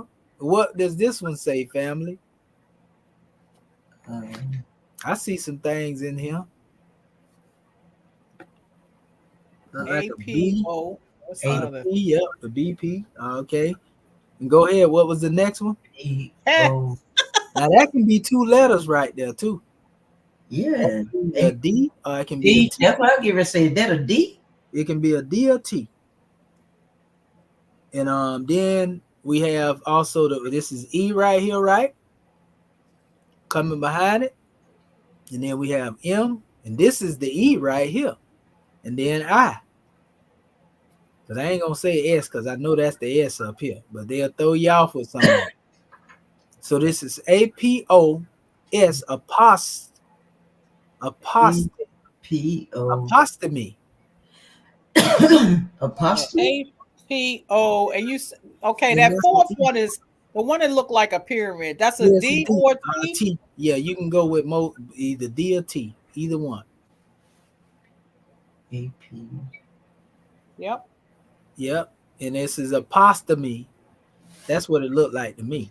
Uh-huh. What y'all Yeah, think? that's what it looked like. Yeah. Yeah. Yeah. Okay. I still And gotta so- get with that pyramid looking thing. Right. And this is a journey right here, to go on a journey, and so forth and so on. We can obviously see the Apollyon right here, actually, in the word here. When we look at the Greek god Apollyon, we can see AP. We see the O, the L, and remember, this is O again. Anytime you see that W, that's O again. Yes. We can see that one. We can also see Autumn, as it states. You can see the ATO, and then they added the I in there. So they could have just said ATO and then put the M, if you ask me. But that's the way they spelling it out in there. They adding that I meant that O with the I, the Y. And that's a part that is, I guess you can say that's somewhat in their ruling system right there for the sound of it. Then they have the other here, ball. Ball. B-A. What's that little second base side, that A-B? What's that right there? That's the same thing we just went over. That's the H. H. Oh, okay. Yeah. You see, they putting B-A-H and then A-L here, Baha. Yeah, Baha. You see, but in this letter, I don't know if they correcting it. They took it out and they got just B-A-L-L. I mean, B-A-A-L. See? Yeah. But here they have that little H in the between of it. Right. And like we can see best, because we know this is B-E in the S, best. Yeah. See that. This is So that's A, S, P, and this is O, this is T, this is E and C. Oh, this is another word for they calling the Christ. Never seen them use this one too much, did we, Moorish Ken? No. That's Espatis. Is that what they're saying? Yeah. No, pardon self. That's Tespatis. They ain't never heard Jesus be called that right there. That's I T. know. I was trying to think. Right. That's T, and that's E, and that's S. That's P. That's O. T. Yeah, that's a Spatis. That's funny. Tespatis. Yeah, Tespatis. I never heard nobody use that name to refer to, unless that's just the word for Lord and Master. Right, referring to God. Yeah, and then they say, okay, it might be just a word, but I still never really heard them use that term. It's another word they use for Lord in Greek that they use all the time. And you know what? That would have me look and see how strong this word is. Like with the Arabic and the Hebrew, just pulling up Lord and Master to see if anything comes close to that. Yep, to see if it's a strong word. Yeah. Yeah. And then or looking up that word itself on Google and see what the etymology is. That's right. What I mean? And that's what actually helped ingrain the language even more when we do that stuff. It fire the neurons up. Get out of the receptor. All right. We didn't say burn them up. Like need a tune up. We didn't say burn them up now. We said I know, right? Right. I'm like, what was that letter again for the 20th Slow. Okay, now we got another here, and this is a good one to learn right here. This is T-I. This is A-T-H. That's E, and that's K. Look like it. And then look like H, K-H. Mm-hmm. So this is how we say it's Said T. T-I, that A and that I together is, let's say Tiateca. I'm trying to make it out. What y'all got over there, family? Because we see the T, that's the TH, and that's the H, which is a really an E expression. Go ahead. Yours sound better. Tiathekh. Say that again, Grand Secretary. It cuts you out. Tiathekh. Yep. Yep. K-H. KH. And that's a crazy one to pronounce there, ain't it? Yeah, Yes. Gracious. Unless you take the I out like you said in that other word. Right. Yeah, that's what's throwing me trying to put these two together. Yeah, T-A-T. But again, that would go into, I guess, I would carry it out as Tiatica. Tiatica.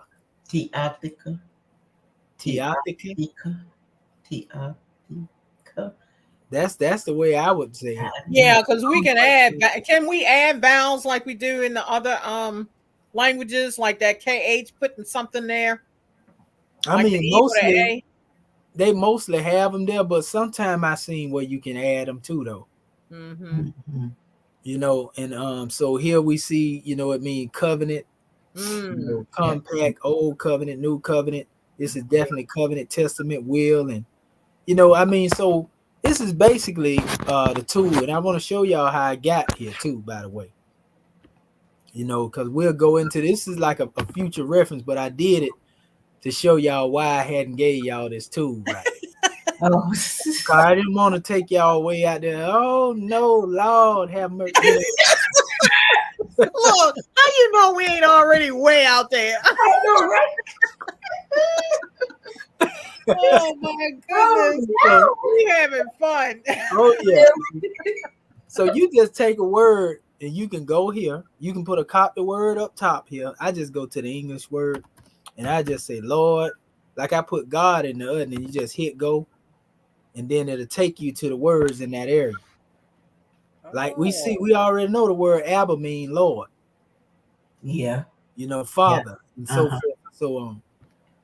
That's one of the aspects of it, but they got a whole bunch of breakdowns in here. When you go look at all these words in here.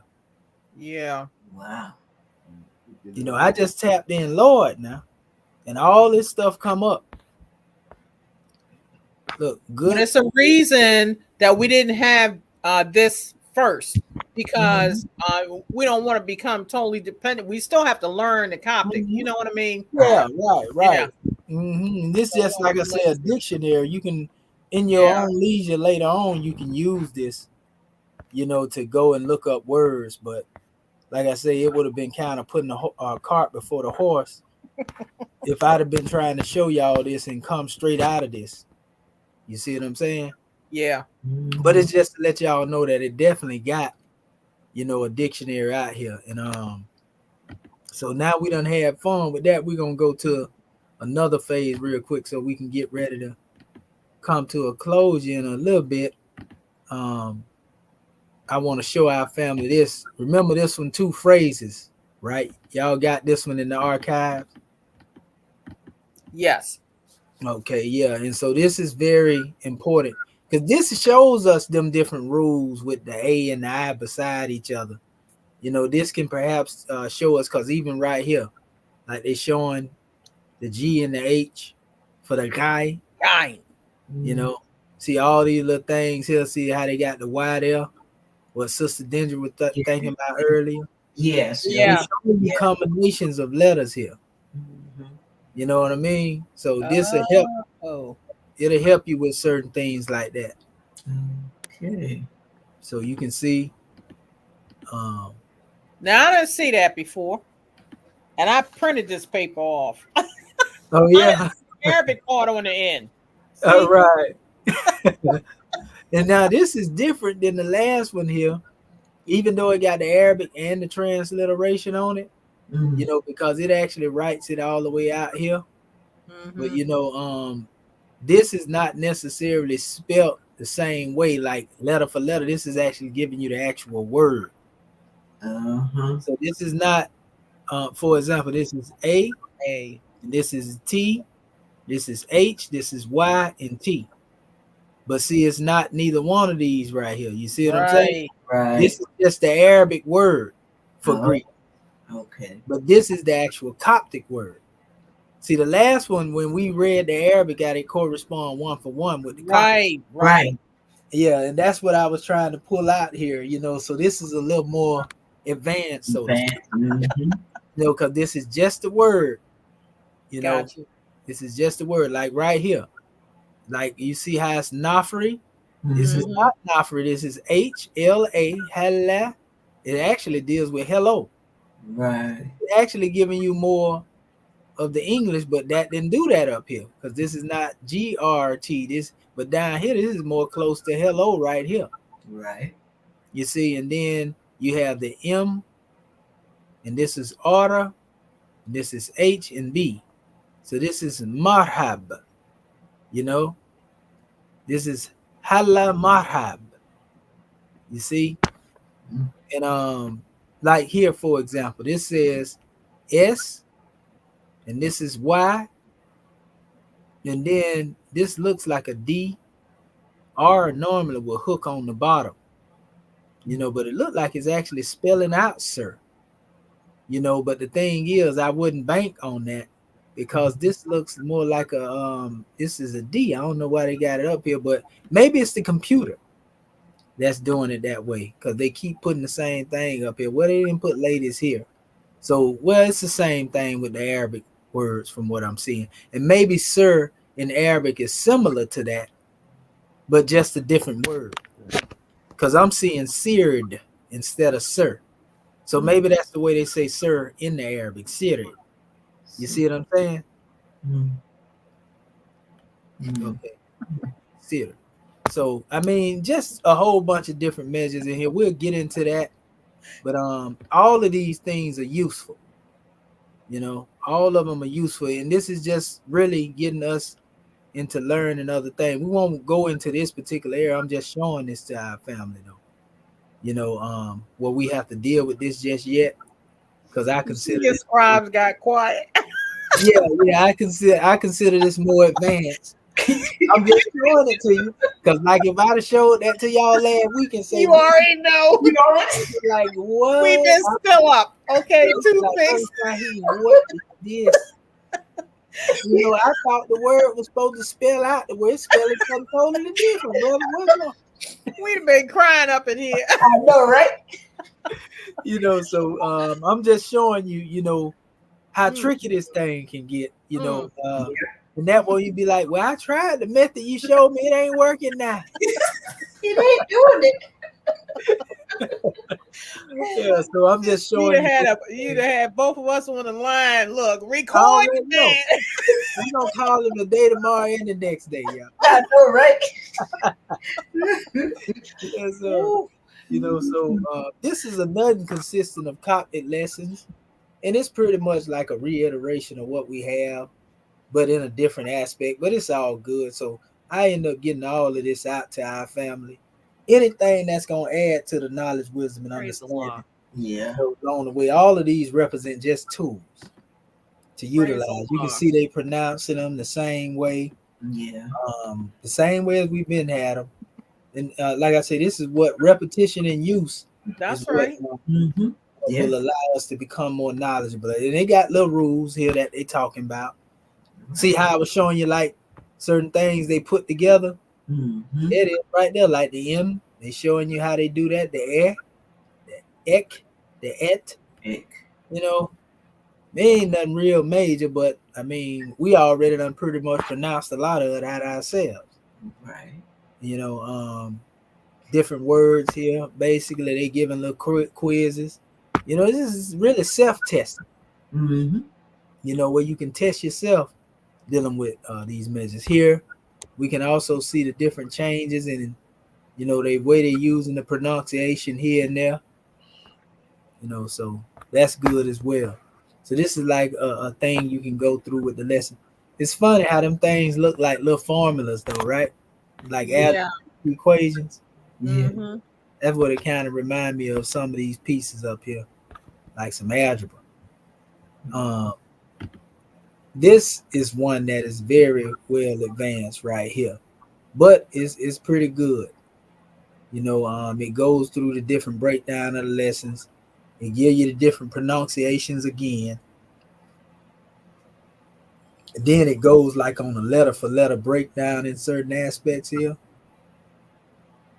And then it goes into, I guess they want to call it their grammar, if you want to call it that there.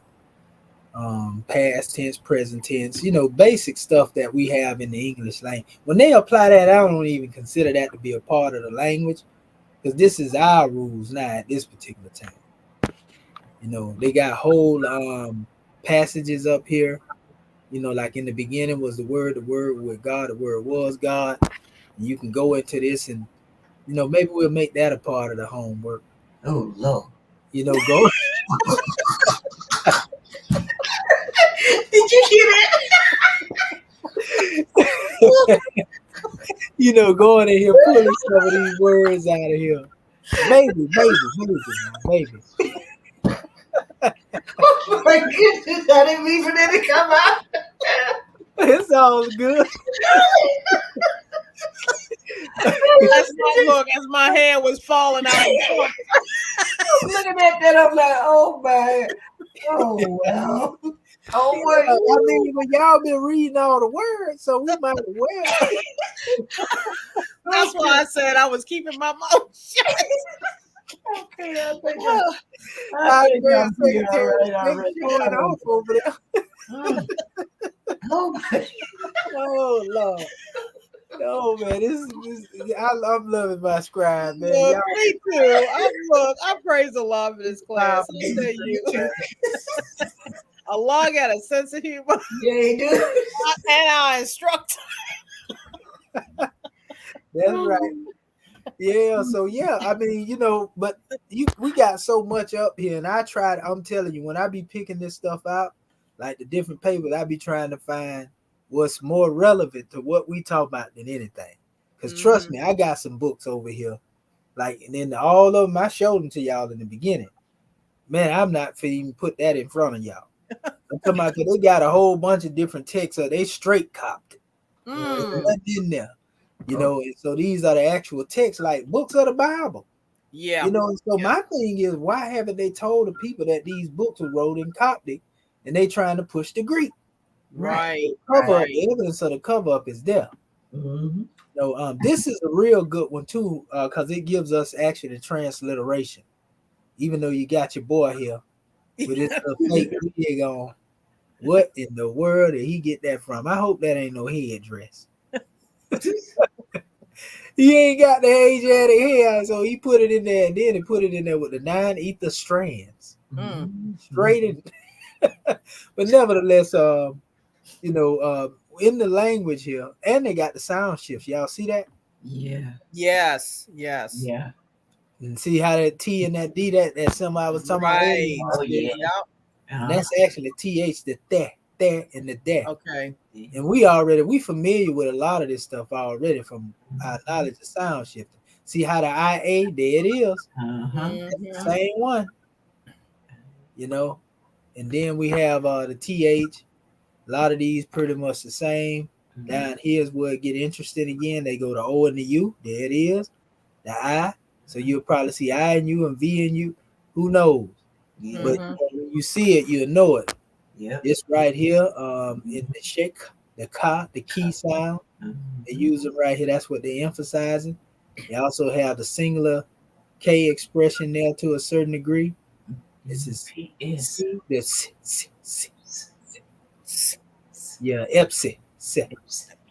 You got to push it out together with the P and the S if you can. That's an interesting one. I think it's mostly gonna be in the middle of any word, so we'll probably have a good transition. Oh, So okay. we already know this is the W. Mhm. You know, that's the O and the O and the O. Look like, I guess you can call it a strong O. Mm-hmm. Mhm. You know, and then we see the similarity here, just got a curve on it. This is the S and the H, Right. Mm-hmm. just the sh sound, which is carrying over into the Hebrew and the Arabic. The SH sound is a sound that travels all the way back into antiquity as well. This is that F that I told you looks like a backward stylish drawn F. Mm-hmm. Fay, Fay. There go your H, Hori. Okay, and then we got the G and the J. We already know they interchangeable. Kima, T, T, T. So yeah, that's pretty much it. And then they have all of the transliterations here, Mhm. you know, in these particular words. You know, so this is powerful. What how do you say this right here, scribes? Remember, we just went over this right here. S- Him see. That's right. Him, Yeah, him. him. Him. And so there we go right there. This is look like Maui, Maui. Omoshi, parsnip. I'm thinking of the W. Oh. Got that I little, was too. Yep. Yep. it's hiding from us down there. Yeah. Moshi. And Mochi. so yeah, this here is good though, because it got at least it had transliteration here as well. And it's going into different breakdowns about nouns that they express it in, you know, people, places, and things, and so forth, preposition. You know, all of those are Western rules right there.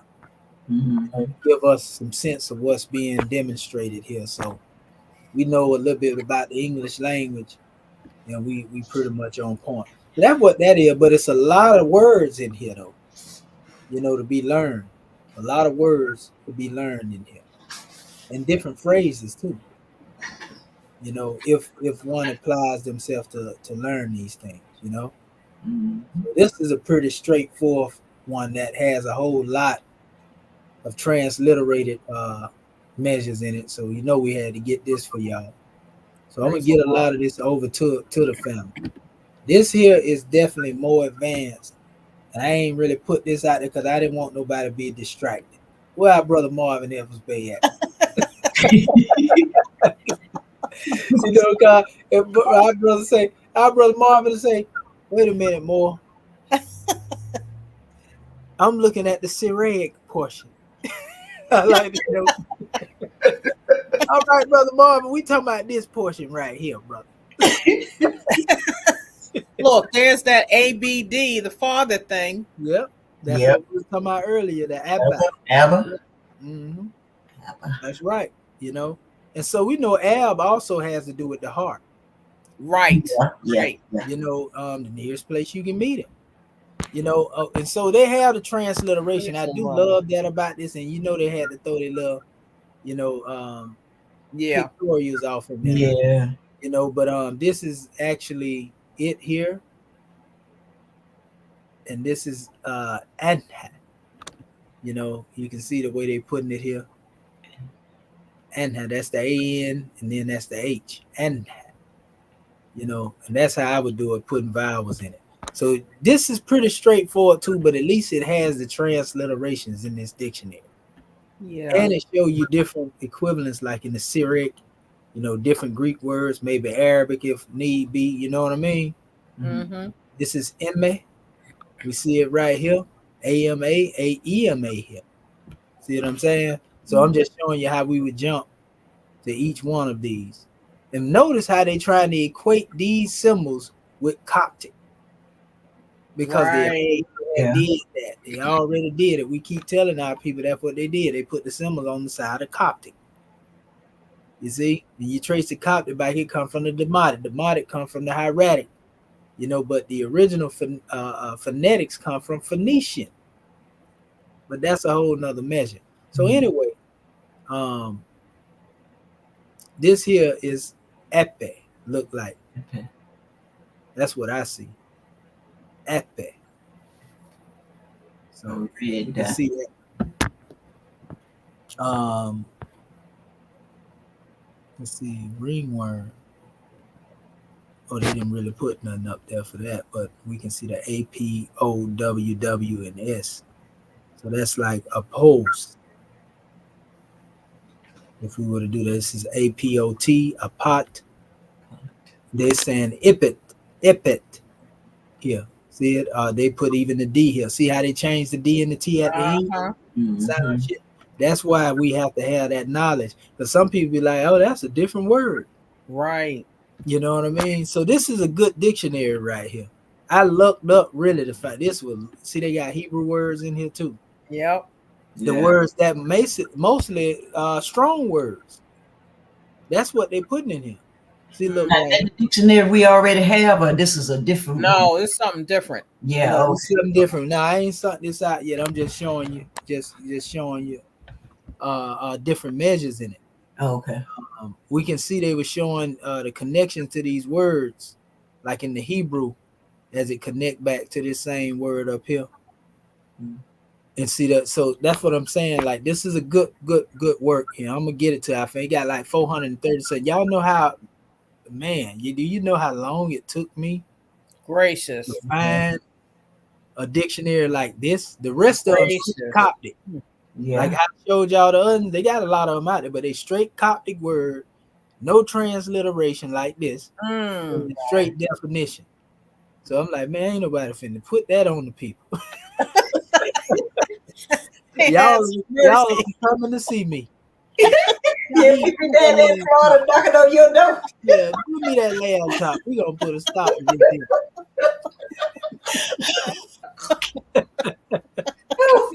here. This is where we draw the line. You be walking around with a book in each hand and pencil. Having fun. What happened to the fun part? You can't take care of no household duties, no nothing. I say, Fatima, get on household duty. Mufti at the door. They coming. They coming for us. I done went and did it. Now, is the Coptic going into our dictionary as well? Yeah, we will. Okay. You know, that's what I'm saying. That way people won't have to go through the madness. Praise Allah. You know, and that's why I'm kind of halt. I'm still doing what we're doing, but I want to go through all this and be thorough with it, and kind of go into the essence of it, and because we want to definitely do it just like that. This is the path of divinity. We ain't complaining. We praising Allah. Okay. Islamism without the schism. Praise Allah. Gotta be you're very thorough and patient. Praise Allah. Yeah. Well, we got to make sure when our people get it, they get it. And that's a lot of people don't know. They be like, well, it brother be you be long-winded. They don't understand that if I just say it mean this, it mean that. One gonna ask me a million questions. Not y'all, but I'm talking about the public. Most of the time when I give them a straightforward answer, they're gonna ask 50 questions. So that make me say, all right, let me explain this to them where they have the least amount of questions. So it takes longer to explain something when you're trying to really make somebody understand. Then they be saying, oh, you talking to us like we dumb or something. No. Yeah. Right. I'm saying what I'm saying so that you can understand what I'm saying. Right. You see? Because if I say it straightforward, you're going to think it's something hidden behind it. Like it's esoteric, super, you know? So I might as well explain it. That's first. That's what make me explain like that. You know what I mean? Praise Allah. So because I want to make sure our family get it. Yeah. That's all. I don't mean no harm, people. Y'all throw no tomatoes at me. We be standing out there. They ain't gonna throw it on you. Yeah. We on the front line. We the security. Yeah. You know, I see that I use that humor because I see that our chairman demonstrate. He said, man, y'all hold y'all tomatoes. Don't go to throwing them yet. Just wait up. That's right. You know, I pay good attention to my chairman. You know what I mean? Islamism without the schism. So we got another one here too. Let me see. I think this was just a few words in here, and these correspond a lot with the Egyptian Arabic though. It's like got 10 pages that gives an example out there because there's a lot of coupling with the Coptic and the Arabic. You know, which I ain't got no problem with that. You know, but that's a good thing to a certain degree. So you can see here basically a similar dictionary here. This is a journal, and they showing origins of Egyptian Arabic as they relate to the Coptic, basically. That's what this whole thing is about here. Long words and everything. See right here, the Coptic lexical influence on Egyptian Arabic. Because Arabic ended up being the language after, the Coptic. There was no Greek nowhere up in there. So it goes from the order of hieratic, into Demotic, from Demotic into Coptic, and from Coptic into Arabic. Ain't no Greek nowhere up in there. And that's why I keep saying why they keep trying to slide the Greek in there. Right. It don't make no sense. Well, we know why they're trying to slide them up in there, though. Yeah. Oh, yeah. Right. We all know. Yeah, they trying to write themselves in history. Into history. That's exactly what they be doing. Superimposing, reverse engineering. Yeah, this was pretty much the last of the page, and I got most stuff. Like I say, I'm gonna send a lot of these documents to y'all, and we'll get into the homework. What it is we're gonna actually be doing. I'll send that out, and we can go into the essence of it. But praise be to Allah for all you scribes do, family. Because we got work to do. Yeah. Our brother Born dog say he love our personality. Yeah, man, we family up in here, man. You family too. That's right. We can't wait till you get up here and give a lesson one time for us, Born dog. That's right. Right. Yeah, you welcome. My casa, su casa. Islam. So it's all love. That's right. Yeah. So yeah, we got a lot to bring forth, and our people. They don't know what they missing over here, family. All the stuff they be arguing about, they go, Brother Marvin Edwards Bay right there hiding backstage. Where you at, brother? You still there? Brother Marvin Edwards Bay? Let me see if he there. Because he was in there. He looked like he tried to get in the queue. He might have his hand full right now. I thought he said he had. Yeah, he did. Yeah, he might be at work or something. Yeah, I don't know. Okay, Islam. Praise be to Allah. Praise be to Allah. We love our brother. Me and Marvin Edwards Bay kick it like that all the time. Yeah, we got to. If we can't kick it like that, brothers and sisters, man, we got. That's right. We gotta loosen up some. Yeah. We got to get out of being so tense. There you We can build like this right here. Don't nobody else try this now. That's right. That's right. Even in the family. Yeah, it's love. So gratitude, family, and what we're gonna do, we're gonna open up the floor for our officials, and then we're gonna take this demonstration to the next degree of unfoldment. Islam. We love you, family. All right, Grand Secretary of the State. Islam, having already risen, giving praise and honor where due, want to give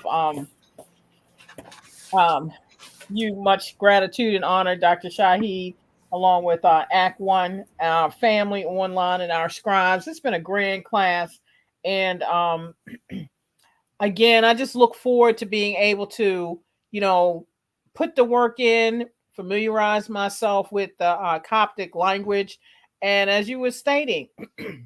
The coupling of the Coptic and the Arabic, look forward to where it's a easy mesh where I can go back and forth. But, in the process of growing and learning, gratitude for these additional source materials and dictionaries more. Gratitude. We appreciate you. And the blessed class. Gratitude, peace, and love. And Islamism without the schism, gratitude, peace, and love. Islam Grand Secretary of the State. What about my Grand National Chairman, Dr. Akin Acton Pert M. Heru, Tutankhamun Bay, Islam?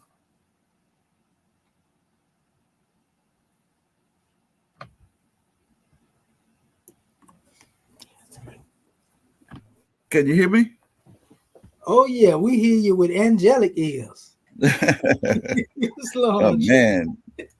Allah do all the praise because Drew Ali has really blessed us with these lessons and teachings and has raised us to such a high level that we are now on the forefather called on a conscious level. So thank you so much for the magnanimous journey, magnanimous class. And well, there I am. Here goes my phone. So anyway, thanks a lot, Mo. Appreciate you. Islam. We give honors to your chairman and thank you for the lessons and the blessings. Man, the book of fire. Goodness gracious. Burning up falsehood, root and branch. Well, all right.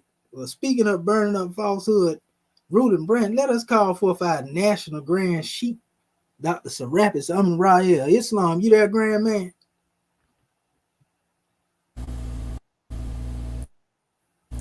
Islam, can you hear me? Oh, yeah, we hear you, sheik. Islam, well, I want to give a lot of praise. Highest honor to his love thought. And everything that he brought and taught. Prophet Noble Jew Ali.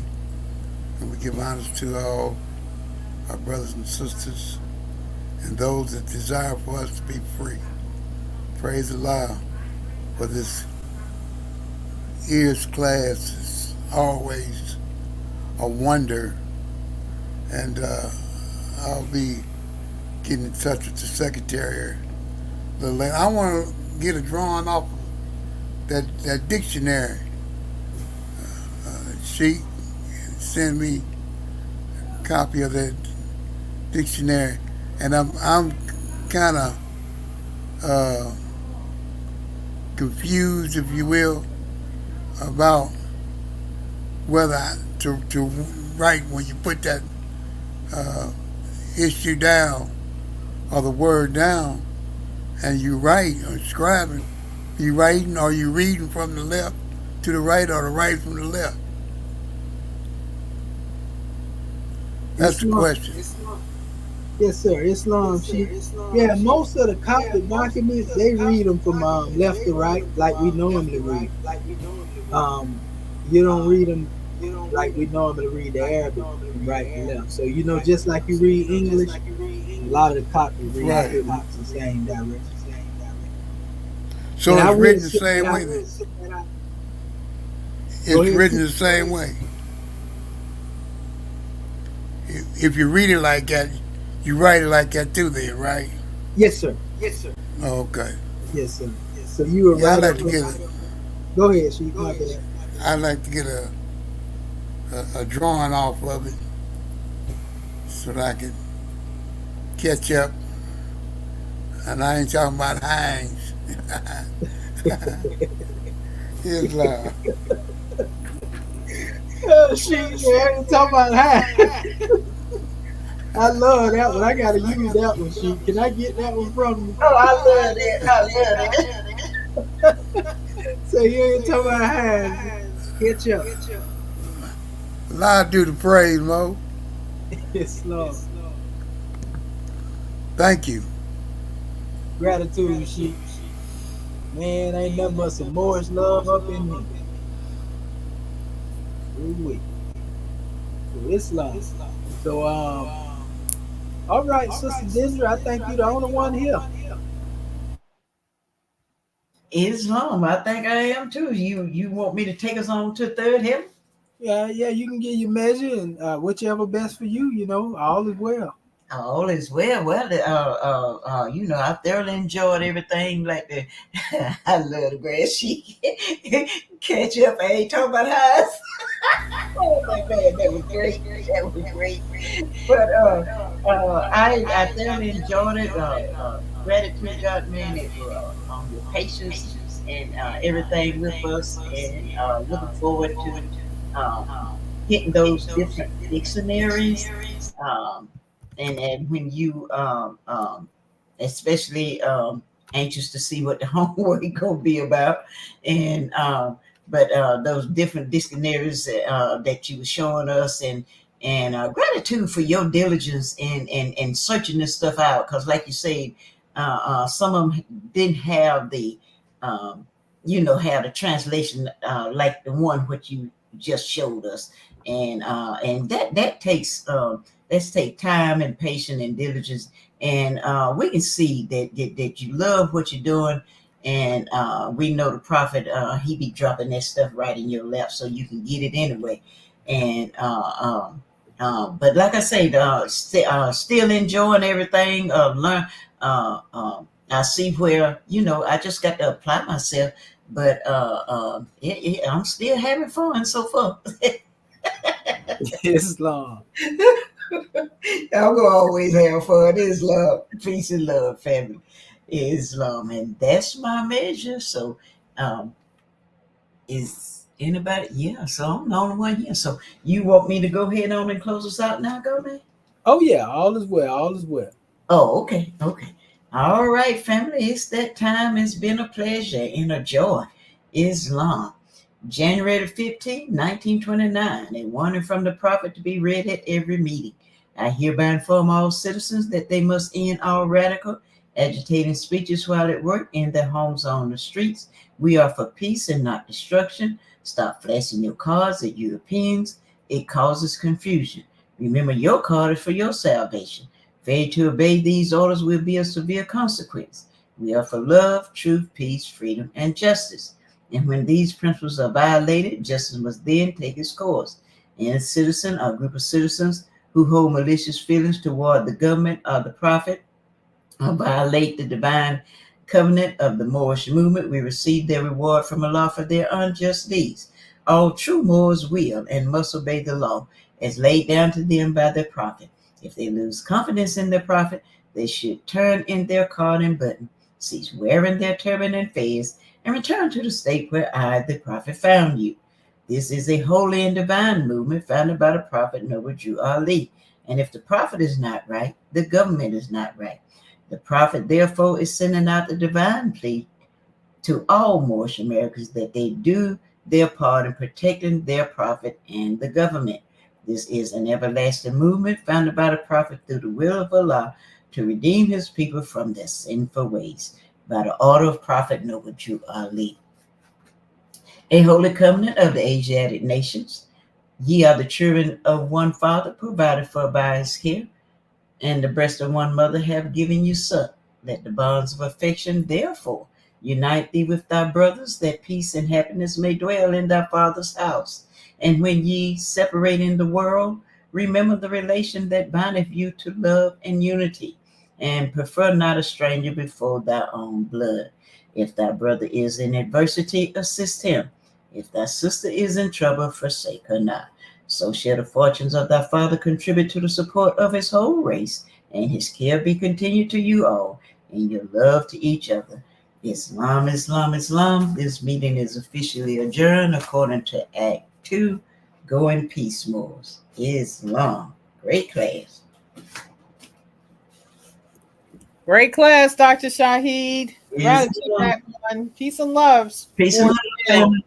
Islam. Peace and love, family. We'll definitely see y'all in Sunday school. Islam. Great I'll be class. there. Islam. Peace and love, family. Peace and love. Peace and love, Moors. We love you. We love you too. All right. I want to give honors to our family out there as well in social media. Brother Born Dog, we give honors to you along with our family. Omar Thomas L, Sister Lit, Living Truth, we give honors to you as well. And our family creator of the Boundless, we give honors to you as well, family. Y'all reach out to us and come on into your Moorish American government so we can build. Peace and love. All right.